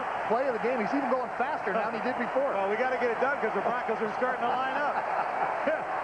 All right, here we go. 4th down play for Boise State. They need 6 yards. Hendricks throws it. He got it. See where they mark it. I think they're going to get it just past the 30 is where he needed it. First down, Boise State. Wow, what a gutsy play by Bart Hendricks. He was going down. He just kept rambling, just kept going. And Andre, Unbelievable determination there, though, Wayne. I mean, really, you're right. He was on his way down, but still, last gasp, threw it out there right on the money. So the Broncos get a new set of downs. The clock running. Hendricks, complete. And that's another first down, a gain of 12 yards out near the 45-yard line. They'll mark it at the 44. Lou Fanucchi with a catch. Broncos going with a no huddle. Do you think there's anybody that has left this stadium here tonight? I don't see too many empty seats. I think everybody wants to stay around and make sure this one goes to the bank, and the Broncos trying to keep it out of the bank. Broncos trying to get it into OT. Hendricks, complete. Fanucchi out of bounds. Job of getting out of bounds. And he tried to get near the first down. He'll be a couple of yards shy, but he's into Arkansas territory at the 49. Lou Fanucchi has come up big in this game. They picked up 8 yards. They got out of bounds. They only used about 8 seconds on that play. Very nicely done. Very calm drive here so far. Well, what a big first down on a fourth down play to get. Broncos still have the ball. 3 wide receivers out, 2 blockers back to block. You know Bart's going to drop back and throw. Picking up the blitz. Over the middle, Andre Banks. Banks to the 10. He's down to the 9-yard line. First and goal to go, Boise State. Andre Banks found a seam right down the middle of that Razorback defense. And again, Hendricks hits him with a strike. And this time, Banks has got his catching gloves on here in the second half. Watch this play from the end zone camera. You'll see Banks coming right at you, right down the middle of the field. Gets behind the linebackers, no safety coverage. And then he takes a good hit and keeps going. Got another 10 yards after that hit. First and goal, the Broncos. Brock Forsey. Maybe a yard. Broncos going to take a timeout after that running play. Broncos hoping to cross them up. It didn't work. They were ready for it. BSU calls timeout. 1:09 to go here in Little Rock. Boise State down 38-31. Second and goal from the 9. And they're getting the Suey call going here. And they better get something going because the Broncos are going down the field right now. Pretty interesting call, but it's half-hearted. It wasn't like it was at the beginning of this game, I guarantee you. 1:09 left on the clock. Plenty of time. Almost kind of interested that they actually took a timeout there. Well, they've got one more to go, and I think what they're just trying to do is make sure they're on the same page for maybe the next couple, 3 plays. They're kind of setting up not just the next play, but the next 2 plays. Excellent point. Dirk Cutter, a guy that has a lot of confidence in Bart Hendricks' ability to remember the play structure, the sequence that he wants run. He has a lot of confidence in all these guys. This is a sharp bunch of football players. I mean, these guys are a lot smarter than the old guys like us used to be. They can remember 2 or 3 plays at the same time. You bet. Are we ready for the Atkinson player of the game? I think we are, and this is going to be kind of a big player. It's really the whole special teams. They had a tremendous night tonight. Travis Berger is going to be the highlight guy there, but we're giving the player of the game for Atkinson, Smear and Glass for the entire special teams for an incredible night here in Little Rock, Arkansas. You better believe it. Congratulations, guys. Boise State, let's get back to business. Down by 7, 1:09 to go. Second and goal. They need 7, so they've got at least 3 more plays. Hendricks looking, throws underneath, can't get it. Boy, I tell you, that was close. Looking for Andre Banks. Hendricks man's intended for Banks, incomplete. Bart forced to throw that ball before he wanted to. Pressure off the corner. Still almost gets a completion. Let's watch some more slipping. Let's hear the cover guy falls down. That's Harris. Banks catches that ball. He might be able to waltz into the end zone. Third down. Blitz. Almost intercepted by Caver. Quentin Caver could have ended the game right there. You talked earlier about him being 6'5". There you go. You hit that one right on the head, Wayne. Well, look at his wingspan. You can see it right there. He's 6'5", but he's got to reach up to about 8'5". Sasha Lancaster knocked that ball out of his arms. He ran into him and knocked the interception away. That was a game ender right there. 1 minute to go. Can you believe this? Boise State in SEC country. 50,000 fans going absolutely berserk. Boise State has a 4th and goal to tie this game up. I mean, this is something that I think even the most optimistic Boise State fan probably would have said, not going to happen in Little Rock tonight, but it has. You know, if you believe those guys that set point spreads, they had this game anywhere from 13 to 14.5 points. As we take a look at our next venture in the travel books of Boise State, we go to Mount Pleasant, Michigan next week. Take on the Chippewas of Central Michigan. Kickoff on that one. Look at it. It's 11 o'clock, so you better get up early. Brunch with the Broncos. Yep. But as I was saying, the point spread was 13 to 14.5 in, you know, wherever you look for that kind of stuff. And those guys usually are pretty accurate. You know, they pretty much know what they're doing. But you know what they can't take into account, Wayne? They cannot take into account returning kickoffs for touchdowns, blocking punts, those kinds of things that add points where points really aren't normally received. So good job by the Broncos tonight. No matter what happens on this 4th and 9, this has been one impressive showing. And I hope the boys at ESPN got a little bit of this for the highlight show tonight. Broncos now taking their last timeout. So this is it. They'll take one more timeout. And they can't take into account, Larry, and I don't want to sound, I don't know, but they can't take into account heart. This team was in SEC country at Little Rock. They were down 24 to nothing. Well, that's and Houston Nutt goes off the field, and quite frankly, I thought slams the Broncos by saying, we had our second teamers in there. We're going to have them in there. You know, we're going to play everybody tonight. I thought it was a slam. I'm sorry. Houston Nutt's down here. He's not back there anymore. And the Broncos came in here to play tonight, and I think it's a lot of heart for the Broncos to stay with these guys, win, lose, or draw. There's the remaining schedule for the Broncos in this 2000 campaign. We obviously have talked about Central Michigan next week. Then they get a bye week. Then they head off to the Pac-10 with Washington State. And you can see the rest there. Conference play kicks off with North Texas on October 21st. All right, Duke Cutter. It's all here, baby. He's taking his headset off. Nothing left. How deep was his bag of tricks? It's 4th down and goal. There's nothing left here. Broncos need a touchdown and an extra point to tie it up. Baduki. Broncos a little confused after 2 timeouts. Here it is. Ball rides on this right here. Hendricks looking, throwing, Swilly at the 1-foot line, and he's out of bounds at the 1-foot line. This game will end there. Wow. Well, not quite over yet because they're still going to have to snap the ball a couple of times.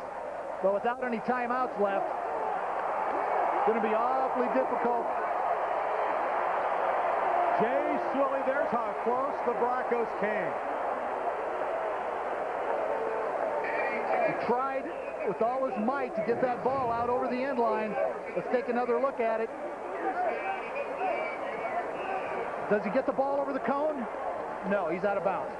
Excellent call. Very, very good call.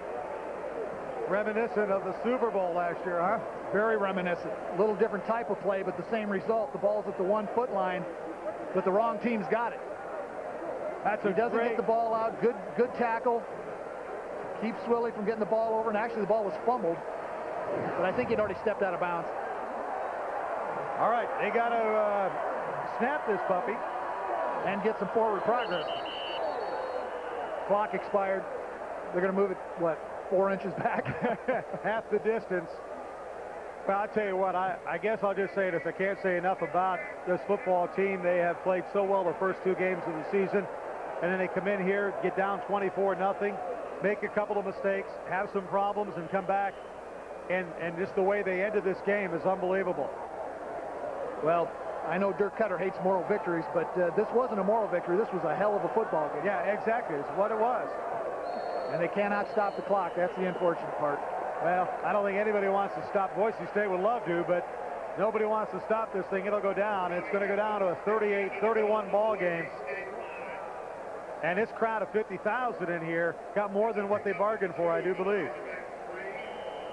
Well, there's no doubt about that. You're right, when that thing rolled up to 24-0, I'm sure we might have lost a few viewers too back in our Bronco television network, but hopefully they checked back to see what was happening because they saw a great second half. Not sure what the Broncos are doing there. Well, Phillips trying to make something happen. I mean, you know, the odds of anything happening for the Broncos positively right now is nil, and you never know. Maybe some weird thing might happen down there. Phillips is not going to go out without a bang, I guess. Phillips is really... I think they ejected him, Yeah, too. I think he's out of the game, which is not good. If they did eject him, I'm not sure he can play next week.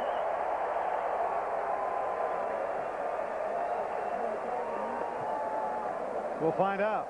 That's something we'll have to find Ted out. Marciano going to give him a little chewing out.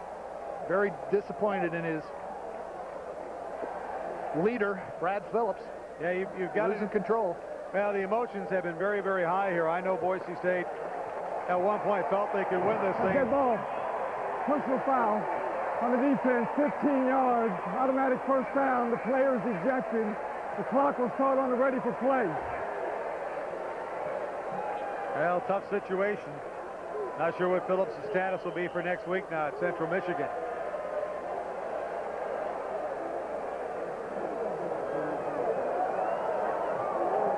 Of course, Phillips, the guy that they're just going to let this clock run out. Phillips, the guy that called Houston Nutt a used car salesman, so I'm sure that he was getting some trash talk, but he's got to hang in there. What a game Boise State played tonight, losing to SEC Arkansas 38-31. It's been an exciting game here tonight. A few exciting moments.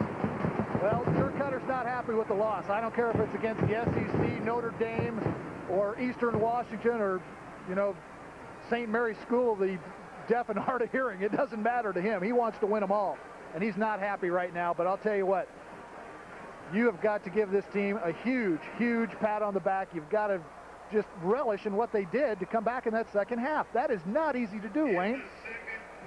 No, it's not. I tell you, when you're down 24-0, you've got a couple things going wrong. You could be out of it in a hurry. And Dirk Cutter right now walking off the field. He's out of here. We're not, don't expect a word from him at this point in time. And, you know, I feel for the guy because he rallied his troops. They played one heck of a football game, and there's Bart Hendricks and Houston Nutt at midfield. And there's some mutual respect. Houston Nutt knew he was in a ball game, and Dirk Cutter gave him a big-time ball game tonight. Yep, Dirk Cutter, first one in the locker room, and there you see Bart Hendricks talking to some of the other people that knew him, respect him, what he can do. And I'll tell you what, one of the big things is that Boise State got the respect of a Southeast Conference team. Arkansas here tonight. Well, I'll tell you what else they're going to get too, Wayne. They're going to get the respect, and they're going to get some attention nationwide because nobody in their right mind expected the game to come down to the Broncos ending up on the 1 foot line when time expires or when the 4th down expired. Unbelievable. Just I have no words for this because I'm really shocked, and I'm just so happy for these guys in the way they came back in the second half. All right, Broncos lose it the final 38-31. We'll have some final comments when we come back to Little Rock after this timeout on the Broncos Television Network.